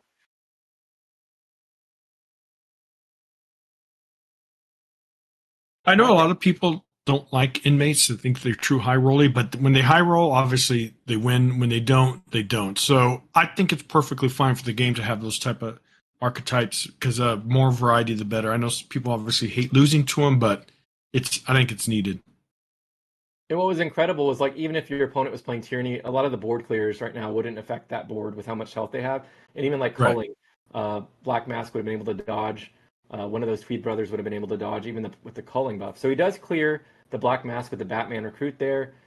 It looks like he's considering using this attack here to start chipping down this Prometheus before it gets much stronger. He can clear it out with Batman also. So he's had to trade here, take 4 damage onto both leaders to clear out what once was a 1/5. Correct. And that's good. The Batarang comes in pretty clutch. But he still has a 6/4 and a 4/6 on board to deal with. So, yeah, this board's pretty bulky. But luckily, they got that 7/2, which I think is pretty good. Right. So we'll tear gas the stronger of the 2 Tweed Brothers. And hit some for Joker. Still has 1 bronze resource here, and he elects not to play. Oh, maybe. Yeah, elected not to play. Maybe they forgot? Superman Robots or the Bluebird. Okay. Interesting. I would have definitely played Superman Robot. So here we go. So the Penguin will come down, allowing him to swing in a Bluebird first. And remember, so with Penguin, every time one of your inmates KOs an enemy recruit, all your other inmates everywhere, in your deck, in your hand, everywhere, get +1/+1. So this Penguin will get some pretty fantastic value. It looks like he's wanting to develop Clayface, potentially. The other option would be Harley Quinn in this spot. And, all right, so might adjust to Harley Quinn. The reason for Harley Quinn is she's just bigger already. Clayface you can develop over multiple turns, but if you want to get something on the board that's already going to be big, you play the Harley Quinn now. And then next turn, if Harley Quinn sticks, you can play Clayface and Kite Man to give her that additional attack for that turn. So, correct. And look at the buffs. Mm-hmm. Nice stuff. Joker does some work. And look at this. Now he can use one of the Tweed Brothers to clear out the Batman recruit also, which will further buff these recruits. That is a fantastic turn here. This is a huge board with the inmates. Yeah, I personally like inmates a lot. They're fun. They're fun to play with. So you're finding himself here in a tough position. The Might Tactics list thrive on being able to trade and get value on the board with their things just sticking longer. And when your board is empty and the opposing board looks the way it does here, that's not a part of the game plan anymore. It doesn't really have board clears. You might play potentially the Cyborg Recruit, which you can then play a bunch of gadgets to clear the front row. But other than that, you're really struggling without a board clear. So I'd say this is a really tough spot to be in, and we'll see if there's a potential to come back depending on maybe a battering here could help with clearing out Penguin. There is a battering. Then Harley and everything else is just going to be so large. Yeah. So we've got the Bandage. He'll draw the card here also in addition to the heal because he did play Lucius Fox upgrading all of his gadgets. And that's one of Mike's weaknesses, by the way. They don't really have. They need a board. They need to be able to remove their recruits. They don't. They have what, that one hammer steel. Removal, yeah, they don't have it. Right. So like that's why everybody like points out correctly that the recruits in Might are overstated or feel that way. They have a lot of shield, a lot of aura also, but that's because right now Might by itself really requires that they keep things on the board to get buffed by like Hippolyta, for example, that Erod drew this turn. She's not as strong. She is very, very strong, but she's not as strong when you're not buffing anything with +1/+1. Exactly. Oh, Mr. Freeze comes out. Now, thinking of Mr. Freeze, I hope they make him into a leader. Imagine him being exhausting recruits, I would anticipate, or something like that. Be a lot of fun. They've got so much potential for what they can do with these with future leaders. It's going to be really exciting to see which ones make the cut and get them first. Yep. So now we can play Mr. Freeze here, do some damage to face. That's going to buff Harley Quinn because it's an Anarchy card. So the Harley Quinn recruit gets additional attack whenever you play another Anarchy card. And don't forget, this will also further develop the Clayface. I mean, you could even see if you wanted to play super aggressive, right? If it helps to clear Batman this turn, hitting Batman with this Mr. Freeze, and then maybe even playing Kite Man over the Tweed brother. Yeah, that's an idea. Wonder if they're going to do that. Wait, they got the KO. Doesn't even need to. No, he has the KO. I did my math wrong there. So I would probably hold Kite Man here. Oh, still going to replace it. Okay. Oh, she has. That's wow. Yeah, it's because she can attack twice here, right? Yep. Yeah, the flurry lets. Wait, where did that attack go? Look, visual bug. There we go. Now. Yeah, there's a visual bug. Wow, I think this is GG, guys. Yep. And if you look in Erod's hand, they do got some charging. They got some taunts, but I don't think it's enough. His current health pool. And 2, Kite Man just goes face, so it doesn't matter.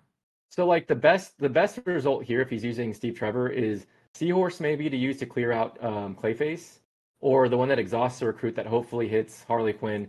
But Correct. He didn't get either of them. We've got this Kite Man in the back that's a 6/3 with Hunter. So even having Trevor in front of Aquaman right here, and even having the Superman robot down, Kite Man just finishes the game this next turn. Yes, GG. Combat was plus the KO. If he was anything that was blocking, he just got rid of it. There you go. All right, very good. The Combat Panda. Congrats, Combat. Really good match, guys. Yeah, I love inmate decks. I think they're a lot of fun to play.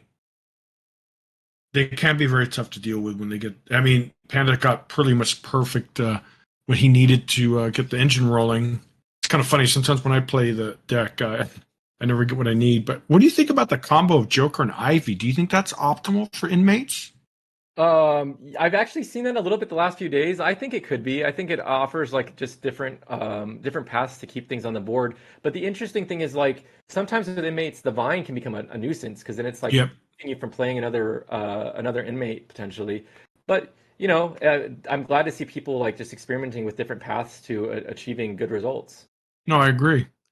Inmates for me, I've talked about this on my stream. I'm very risk averse. I get anxiety with risk. So decks that have to high roll, I just can't play because I get too nervous. So, but I like seeing it out there. It's not fun to be on the other end of being high rolled, but like, that's the nature of any of these games. There's always going to be RNG, high roll decks. Yeah, exactly.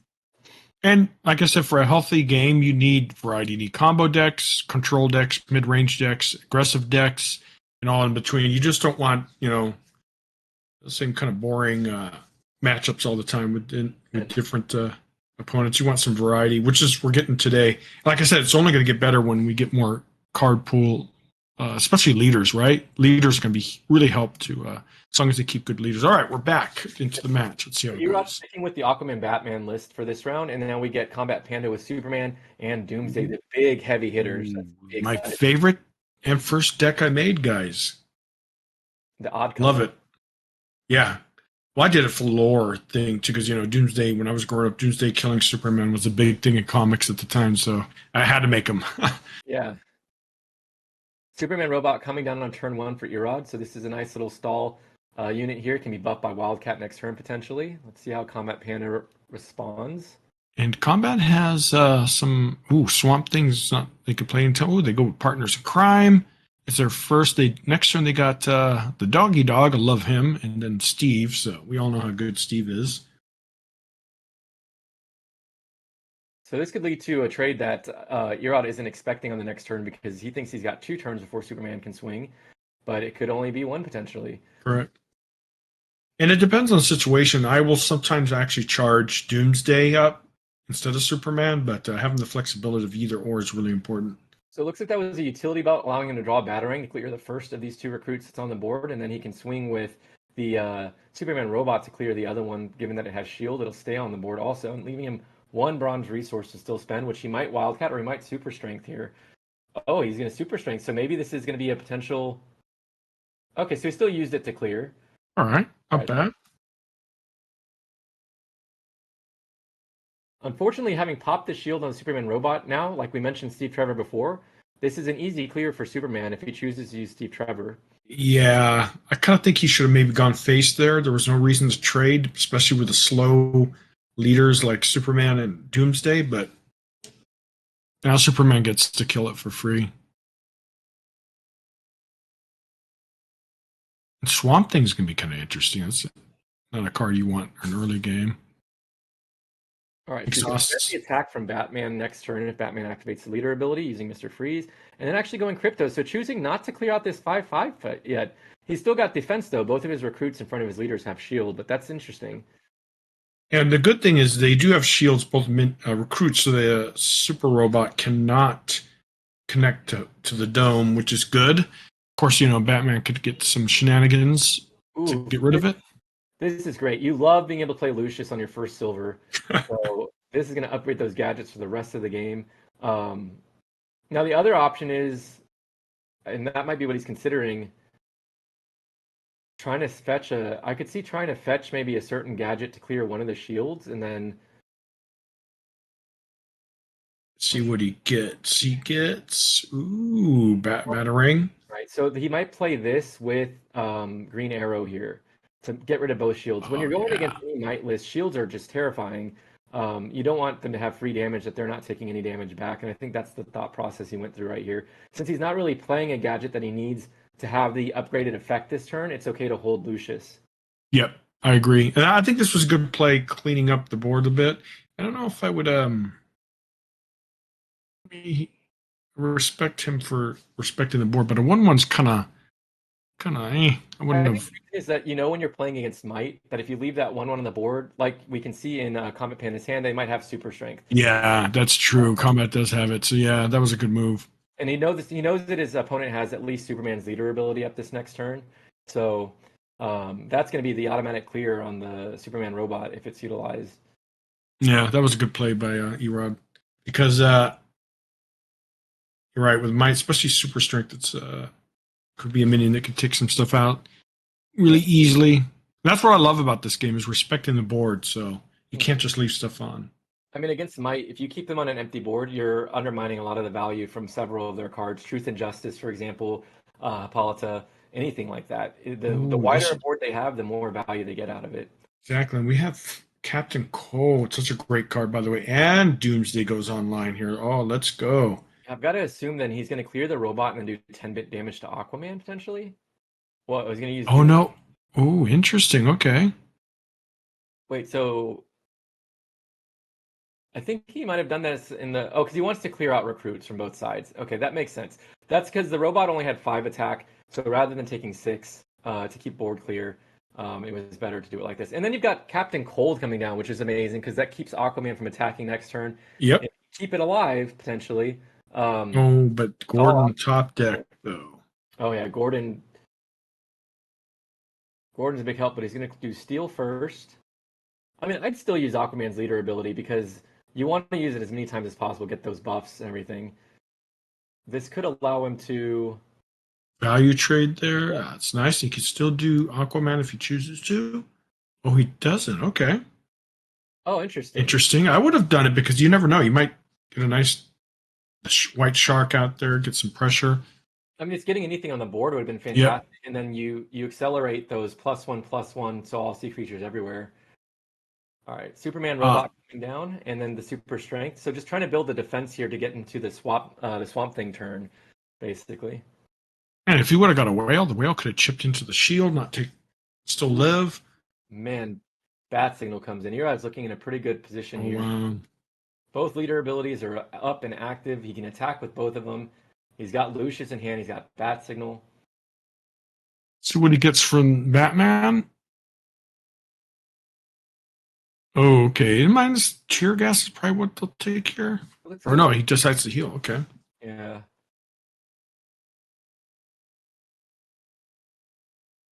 Given that this has shield, the tear gas is in some cases better because in that case you're preventing 2 damage to 2 attackers. Yes. You clear it with 2 attackers.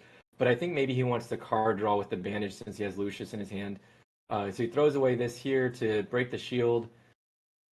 He can heal the steel back up after he attacks with it if he chooses to clear with that. He could also even attack with the 2 leaders to clear it, keep steel up at full strength. He was trying to see if he could get the. It would have been really nice if he could have gotten the seahorse. Then he could have cleared it without taking any damage. Exactly. And then he heals up steel, which is really good. And who is he going to focus on? I think Doomsday. The question is if he's going to use this bat signal still or not. It looks like he's going to on. It has to be on Gordon. Yeah. The only one non-exhausted, and he still does 6 damage to his opponent. And he goes for Doomsday. Okay. All right. And going up against a full board where now you're needing a top deck, but this is going to be a huge swamp thing. So, wow, look at this! Wow. It's too bad that I don't think so. Mirror's effect, I don't believe triggers because Swamp Thing doesn't become higher than 5 attack until after his deploy effect. Yes, I think you're right. Let's see a second here. Oh, yeah, so that really sucks because they could have. Yeah, well, 10-13 is amazing, but he could have killed if it was a post deploy, they could have gotten a nice free thing to kill that steel out, ruin nice and clean. Mm-hmm. Yeah, but a 10-13 is huge, right? Then Superman is coming on next line, so it's gonna be interesting. Let's see what. So he can actually clear here. It's a big investment. He can swing everything into Swamp Thing except for Lucius, and then use the Batman recruit and Lucius to clear out the Mira. Because I don't know that you want to leave Mira on the board here at all. I think that's just asking for trouble.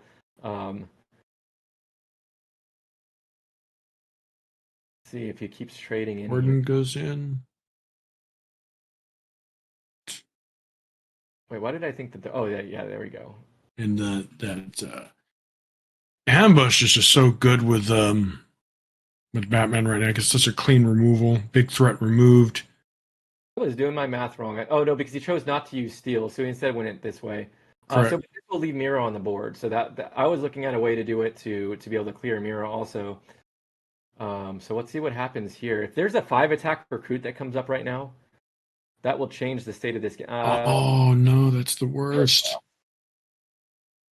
I mean, both of his opponent's heroes are activating leader abilities next turn potentially. It will stop those attacks. But then it just becomes, well, what are you doing to clear out everything here? You can take out Steel with Superman. You can take out Lucius with Mira. But at the moment, that's really about it. Yeah. I mean, they could put Killer Frost in front of her but then you got to hope your opponent doesn't hit a battering again. Yeah. Oh, it chose not. They choose not to. Okay. 7, so yeah, that makes sense. You get to kill, and he unfortunately got no value from her, but hey, she's still a great card. Right. Well, it's because Bat Cow. Like that kind of. I don't think Bat Cow. Interesting that they're running Bat Cow. Interesting choice. Bat Cow's not that bad with might, by the way, because you could buff it, but in this position, it might be sort of useful if you're in that top deck territory potentially. Correct. But Bat Cow's usually put in the list because nobody ever hits it, and it gives you something to hit with the bat signal. So that's why Bat Cow's. That's true. Until they can one-shot it, most people won't play into attacking it. So definitely want to clear this Killer Frost. You can do it with your leader, perfect. Preserve both of the recruits that you have on your board in terms of Robin and Batman. Oh wait, but no, his leaders are exhausted. My apologies. Oh yeah, they should have chose the what's it called? Get rid of the her attack, so then that way she can't do any lethal shenanigans. I think that would have been a better pick. But Do you even use the second bat signal here? It feels like I would trade the Batman into the Killer Frost personally. I like Robin being able to give charges because if you can keep charging up Aquaman and get yeah, stacked, yeah, and they do that perfect. Oh, they changed their mind.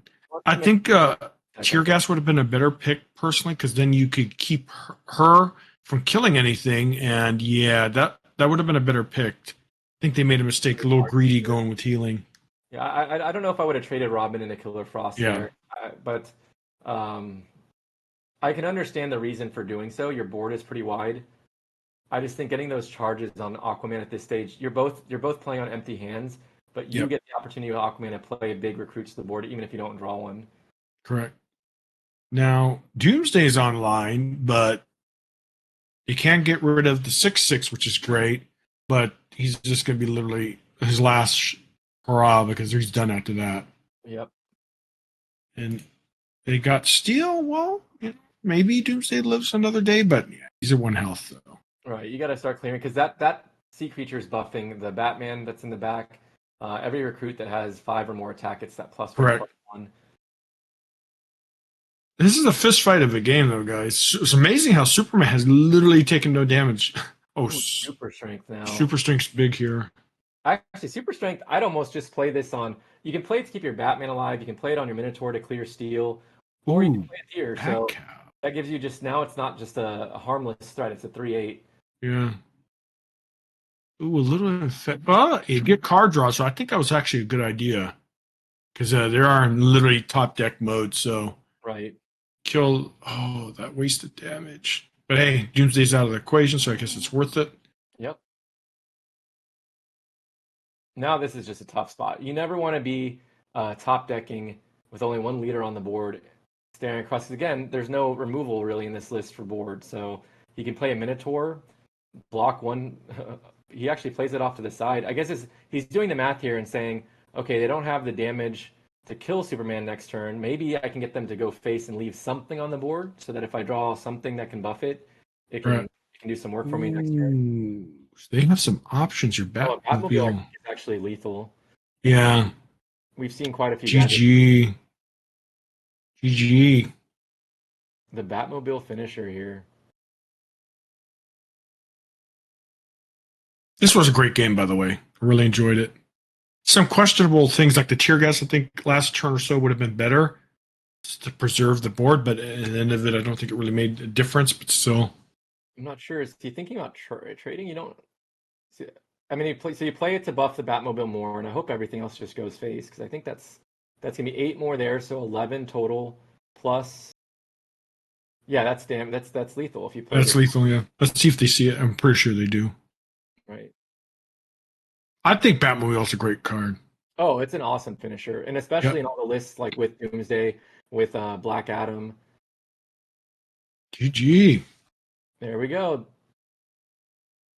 Okay, so Bat Cow did some work. Okay, maybe just I have too much disrespect for the cow, but yeah, it did some work. We're all tied up now at 1-1 too, right? So we go Yes. into game to see who's going to end up getting third place here. That's pretty exciting. Every time I see Moo, I think of oh, the sound like your mother had last. Are we going straight into the next game here? I'm going to step away just one moment. Let's see who wins.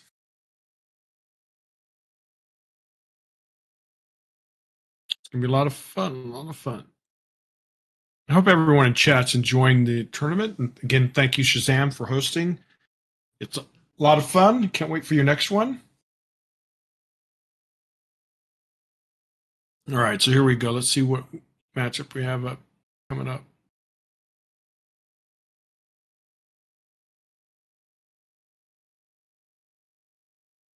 It's still loading.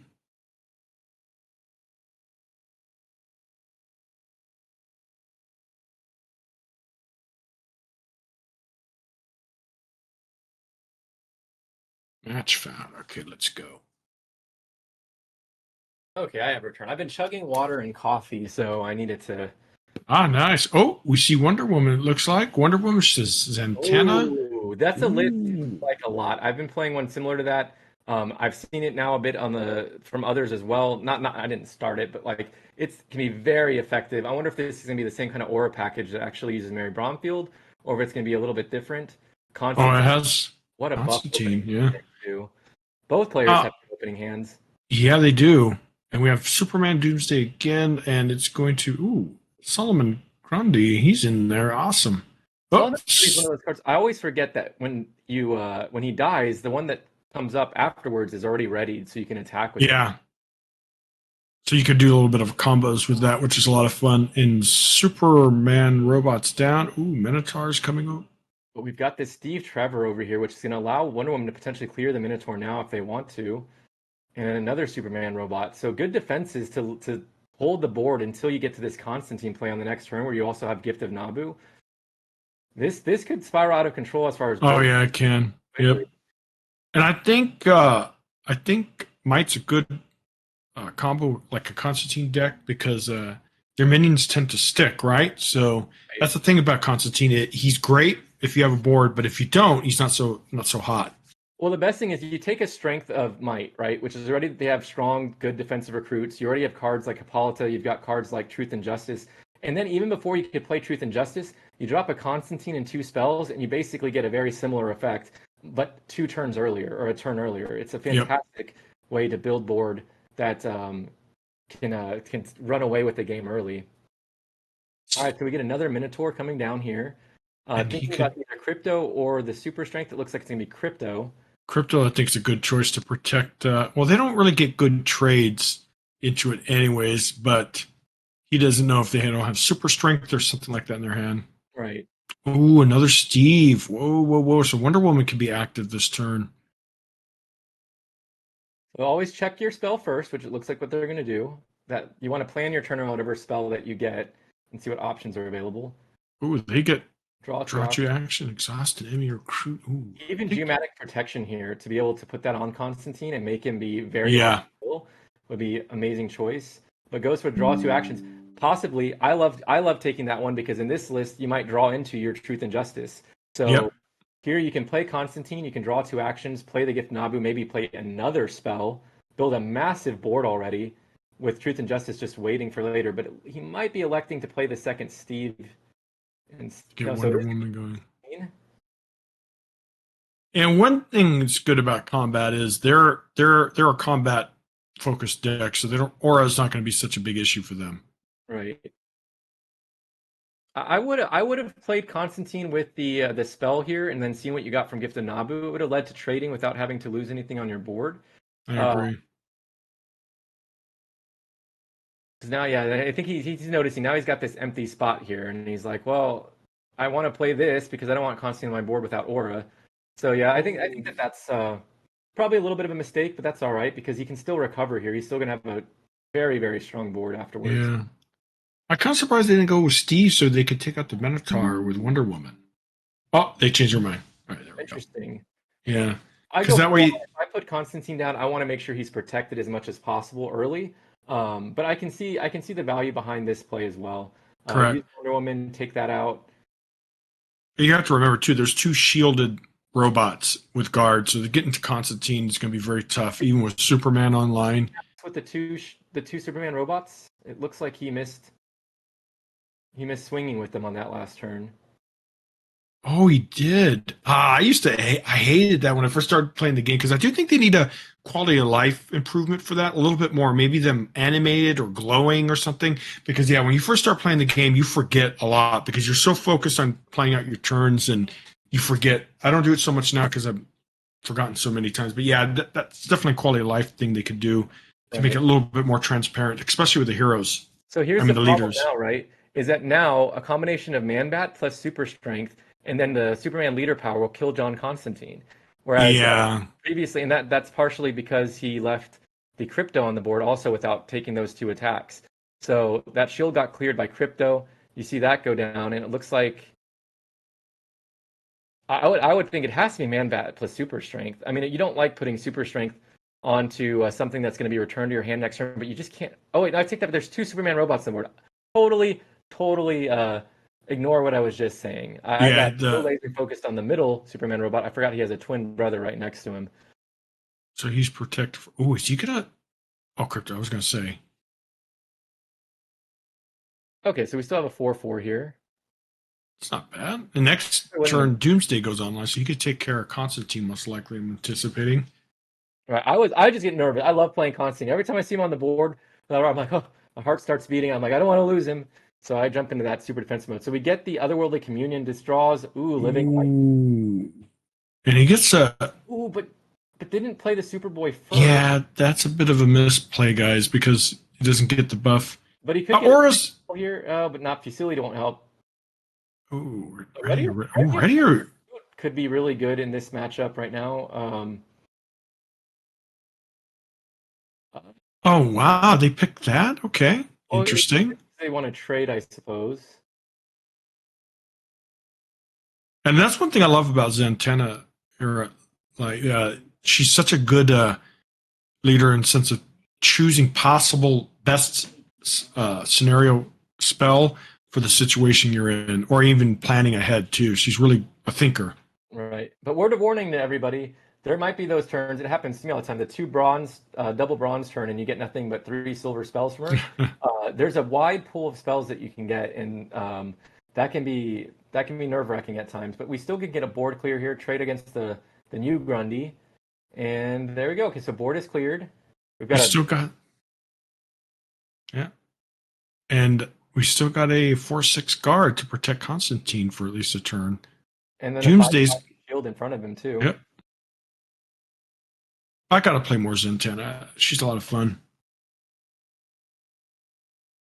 Yeah, this is already looking like a pretty tough spot to be in. When you have recruits like this in front of the enemy leaders, and you've got that guard up too, you can't really. You want to be using Doomsday to start hitting face on something, but you've got Superboy with shield. You've got a guard up already. Looks like it'll be Man-Bat with super strength, clear the guard out, and then maybe put 10 damage onto Zatanna afterwards. Maybe, yeah. Because I don't think they're gonna. I mean, they might consider taking out Superboy, but. And see, this is the risk with Might. Wow! Why would? It's buying time. I think he's trying to clear things off the board, but you can very often, if you're not careful building a Might deck, you get so into the fact that they're so strong, but you run out of cards. That's why like the pairing with Energy can be pretty good, because you have ways to draw more cards, just like with Otherworldly Communion off Zatanna, etc. So here we go. Let's see. Polymorph is interesting, but then giving your leaders attacks is so powerful, because now Zatanna can start chipping away. Yep, so we've got Steel coming down here, another guard. They can even just, I'm wondering, I'm trying to do my math here with Living Lightning potentially, but you want to save that when they have bigger things on the board. Only 1 health here. Yeah, you give the 2 attack to Zatanna. She clears out Man-Bat. And look at Constantine giving all this value. Yep. So if they choose to take the 6 to Dome, that's fine. Keep your recruits healthy. And focus. Oh, they're switching to Superman. Okay. Yeah, I mean, they've got, 4 turns until Doomsday's online again? So yeah, so Doomsday's going to do anything for a while. I actually think Combat is in pretty bad shape right now. They got Steel. Ooh. Aura, though. Clear. The Living Lightning's going to clear Superman next turn. So, and there might, if that Living Lightning also hits like Doomsday, whatever's in front. They concede, yeah. There we go. And that's the third play matchup. So congratulations to Erod here, winning 3rd place. Yeah. I can't wait for that. And then we'll have so many new people. That'll be awesome playing. I honestly think, too, as nice as it is, we're learning how to play the game effectively now. But once rank gets here, it's going to be way different. Oh, yeah. I've already told everybody, as much as I've expressed my frustrations with, like, Wonder Woman and Batman focus meta, that as soon as rank comes out, I'll be playing it, too, because, you know what? Ranked, I want to win. So right now I've been having a lot of fun experimenting with different decks, but eventually I'll get to that point too, where Oh, exactly. And we're back. We've got nice. the match. Okay, here we go. So this match is already underway. Oh, Shazam makes an appearance. Let's go. Batman, Shazam, Joker, and Zatanna. Energy versus Anarchy. That's good stuff. A little bit of Anarchy, tactics. I'm guessing this is still the first matchup. We've got the Constantine on the board, protected by the punchline. No, that's Yeah, punchline. I mean, Batman's going to probably remove it with their ability, I'm anticipating. Right, and then Constantine gets taken out by the Oh man, I'm actually blanking here. Not Madame's gonna do the other one. Solstice. There we go. That's surprising, y'all. It's been a while since I blanked on a card. Alright, so Batman activates the leader ability. Unfortunately, we won't know what's in Lore Swamp's hand, so we're gonna have to cast only knowing what S-Darbs has. So I wonder what gadget he ended up taking here. We've seen this Batman Shazam list really put in work recently on Unranked. I mean, they can really get off a lot of their lightning bolts pretty easily if you're not careful. So he does clear the recruit and plays a Batwing to get another here.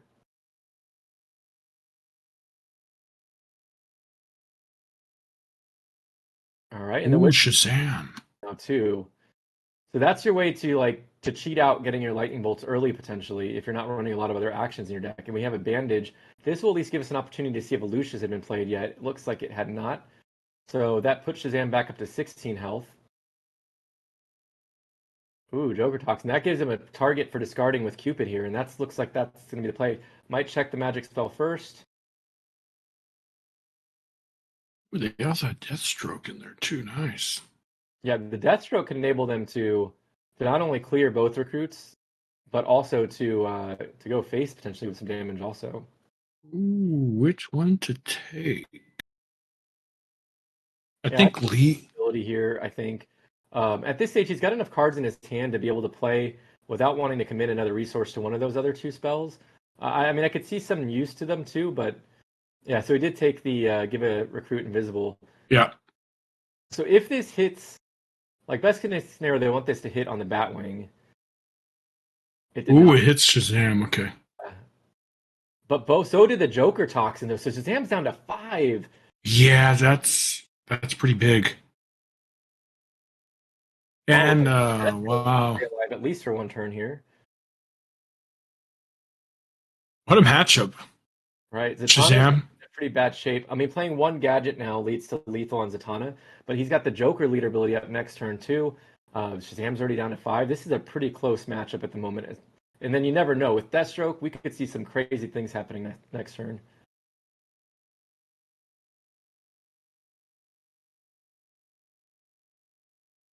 All right. Let's see what happens. I wish we could say what they're mousing over and what might come down, but at this point, y'all, we're just as anxiously awaiting as you are.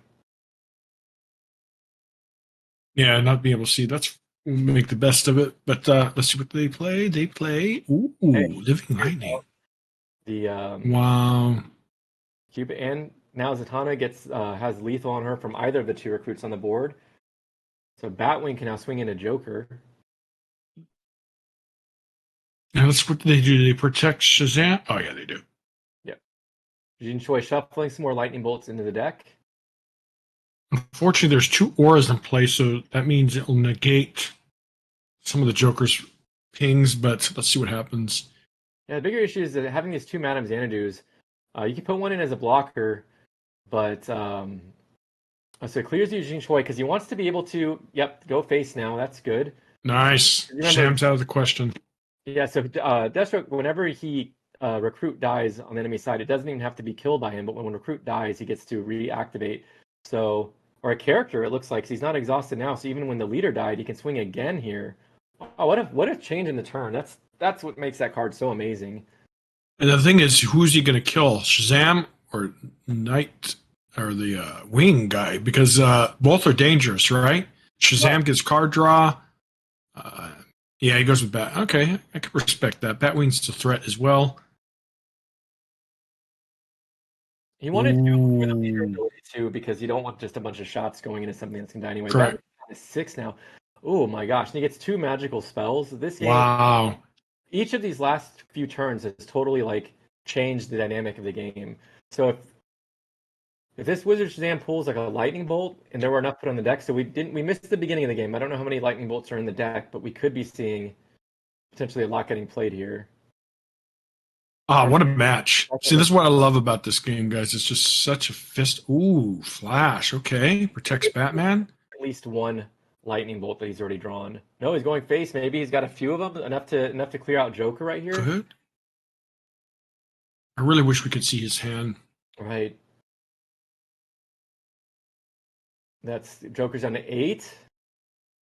Ooh, this is gonna be first lightning bolt. Oh, wow. 2, 3 after this. He just needs one more activator, and he still has a resource on top of that. So this is probably going to be lethal here. Yep, I'm anticipating. Wow, what a great play with the wow. Energy Blast. GG. One. Lore Swamp takes the first one. Good job. Good job. Right, perfect. I think we'll be heading straight into the next match, but what a first game. Getting to see some different leaders there, getting to see Shazam paired together with Batman. That list is a killer list, y'all. It does very well. You got to see how reactivating the Flash and Lightning Bolts are a perfect card to do it, since they don't even cost a resource. Can just lead to a lot of unpredictable damage on that next turn. Correct, and the matches are up. We have Zatanna and Aquaman versus Joker and Zatanna. So, here we kind of have a bit of a mirror match, but not really. But yeah, two Zatannas is going to be very interesting. I'm excited to see this. We see that this is like a very common opening hand for me. 3 silvers and a gold. That can be a bit intimidating here, knowing that you don't have anything to play. And he's mousing it over, making sure we all know that's a pretty bricked opening hand. But the good news is that he's able to sustain himself until those turns. He's got some pretty good drops here. Oh, but man, seeing a Blue Devil come down without a way to clear it, that could be terrifying. And they don't have a way to deal with it. Oh, this could be very tough to recover from. Maybe, possibly. A silver and 2 bronze resources here on this turn. Wow. Lore Swamp is going to be able to jump out to an early lead here. S-Darbs wants to make sure we know. Look at I can't do anything right now. Activating a sea creature already on this turn, too, due to Steve Trevor. Oh, my gosh. This board... Okay, well, that is a very tough. Ow. Yeah, Swamp is off to a huge lead. It's going to be tough. RNG, this is one of those things that we mean. I mean, this is a tough situation. I'm not sure what they can even find. Maybe on Zatanna, if they have the silver, but they're not going to be on their silver resource turn. They're going to be on double bronze next turn, right? No, they are. Okay, so they need to hit Nergal. They absolutely need to hit Nergal here. The good thing is... Let's see here. They're going to check. I checked this leaderboard. Looks like that's what they're going to do. Crossing fingers for Nergal. Yeah, that would be clutch right here. They get that buys time also. Cryokinesis does buy time. But oh my goodness. What a rough start at the moment. So the Cryokinesis will stop everything other than the Hippolyta from attacking, but it will also pop her aura. So potentially next turn, he'll be able to put something together. And then Ambush Bug comes down, not going to attack with it. He wants it as a blocker in front of Zatanna, stopping her from taking another 4 damage off Hippolyta. So that really came in clutch, though, guys, because it exhausted a substantial amount of damage. It would have gone most likely took out Zatanna, I would anticipate. Yeah, that was a good, but yeah, that start. Now, Captain Colt's not going to get a lot of value because only 1 leader attacks, but it still can lock down Aquaman for a little bit, at least. That's the thing, that if any leader is willing to activate their leader ability, even if they can't attack, it's probably Aquaman. I still get a free recruit on the board that's got incredible value. And given the state of the board right now, I mean, it's a pretty tough spot. So he could play Constantine. He's got no spells to play with it. He could play Parasite. There's no firepower at the moment. So this is looking kind of tough. I've got to say he's got to hope for some good RNG here. Playing Constantine might have been fine, but and then the Parasite definitely, because you got to hope between Parasite and the Joker leader ability, you can clear some of these things off the board. All right, so he can. Ooh, see, I would have traded Ambush Bug into Steve Trevor there, because now you lost like that 1 damage just there that isn't going to clear him. But he does get rid of the squid as a result of this, so that's good, and he can still clear if he wants to, Trevor, with the attack. All right, so they kind of took the board back a little bit. Unfortunately, we can't see Swamp's hand to see what they have. And not being able to play a magical spell that turn means that this turn, if Lord Swamp wants to, he can clear Parasite and Constantine. Then you're just hoping that you draw something else big that you can use as a blocker. I think if you're on Esdarb's side, it's just amazing how much value that Blue Devil got when it came at that turn. And when I play Blue Devil, all the times I've played it, I've only seen it go proc once for me. Most of the time, it's always removed. Right, so he gives the Aquaman to attack. He goes in and plays the Gift of Nabu. This will give him another magical spell. It looks like he is going to take the 2 trades on the board. He still has 1 silver resource left, and he can still attack with Aquaman. Here we go. Right, this isn't that bad. It's just 1 damage. So who knows what's in Horseswam's hand? He might have already burnt himself out here potentially. Exactly, and cold or freeze really is going to be big to keep Aquaman from swinging next turn. So that's big. Definitely. So we need to see a good necromancy. Necromancy could pull Constantine, but unfortunately there won't be a way to trigger him because if he tries to play Timothy Hunter, that's the magical spell he needs to have in his hand to get it to work. He will take the necromancy though. It might still be worth it to get it out on the board in general. Here comes Captain Cold, and then he can still Timothy Hunter now. Clears the Amethyst, puts 1 damage on both of the enemy heroes, and protects the Captain Cold now. And just like that, the match has gone in a different direction. Right. But Aquaman again still gets a free recruit this turn if he chooses to use the leader ability, even if he's not attacking. So and he might want to just to get more. Ooh, okay. Going for this. All right. I respect that. Oh. I mean, when you're in that spot and you've got way more health than your opponent, Earthquake's great. And then the Aquaman recruit coming down. Is he going to hit the leader ability? He chooses not to. He wants to be able to preserve it to strike into something next turn that might be a bigger threat. How does he answer that, Aquaman? I don't think they can. Well, I think that you almost have to cross your fingers and hope that Cupid potentially hits it, and then there's really not much else at this turn you can do. So you play Mr. Freeze here, puts up a blocker. He's going to hit Aquaman. Swing into him with Timothy Hunter. I wonder if we'll see the Constantine or not. I mean, the Cupid. Cupid does come down. Okay, so gets rid of Cold. All right. Ooh. Yeah, okay. Like, how long can I stay alive? How much damage can I split amongst these leaders for Giovanni to potentially finish something off? Correct. Because Aquaman is actually at 12. Zatanna is at 8. He's only played thus far. Let's see, he played Amethyst, Timothy Hunter for a spell. He's got the Necromancy in his hand. So that would be 3 damage. Oh, but a Nergal comes in right here, dealing 3 damage to everything. Yeah, that's just...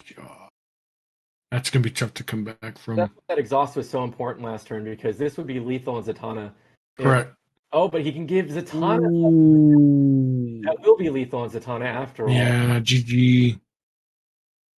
All right, so I think this has to be like it's just like cross your fingers and Giovanni, Necromancy, Joker leader ability, and see what can happen.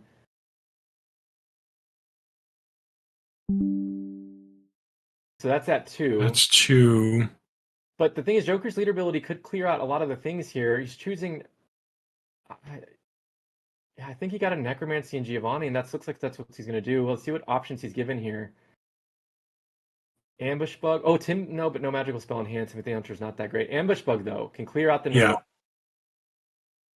Cupid, though. Oh, my gosh. Okay, there are options here. Potentially. He does go with the Ambush Bug.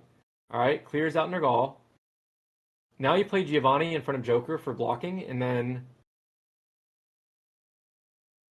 I think he needs to, yeah. There you go. And then he could do a ping here to clear out maybe the 4-1. That's what you got to hope, is that both of these get pinged. Oh, nice. Oh, no. They didn't get it. He has to swing, I guess. Right. The issue is that next turn, I think that's going to... Yeah. Because... He can't stop Aquaman as well. 7 damage left here. Just with what's on the board. He can use... Or 5. Oh, wow. He gets the seahorse too, so that should be game. Wow, what an amazing tournament. It looks like this is going to be what wraps it up here in a 2-0 victory. Lower Swamp finishing off in this next match with Zatanna and Aquaman, taking it to the Joker here with Zatanna. In the start, I think was probably, well, obviously was a big issue for them, but man, they were able to kind of climb back, but they just were never able to keep the momentum going. Yeah, the daunting that start was pretty daunting for them, unfortunately. But great match though. So because, I mean, even to get with the way he started, not being able to play anything on the first 2 turns, having Blue Devil come down on that turn and not being able to clear it, that was a rough start. And still managing to fight back into it where you almost had a chance. Yep. What an incredible way to finish that game, not giving up until the very end. And that will bring an end to this tournament with a 2-0 victory. Again, we have Lower Swamp taking the victory at the Superhero Showdown.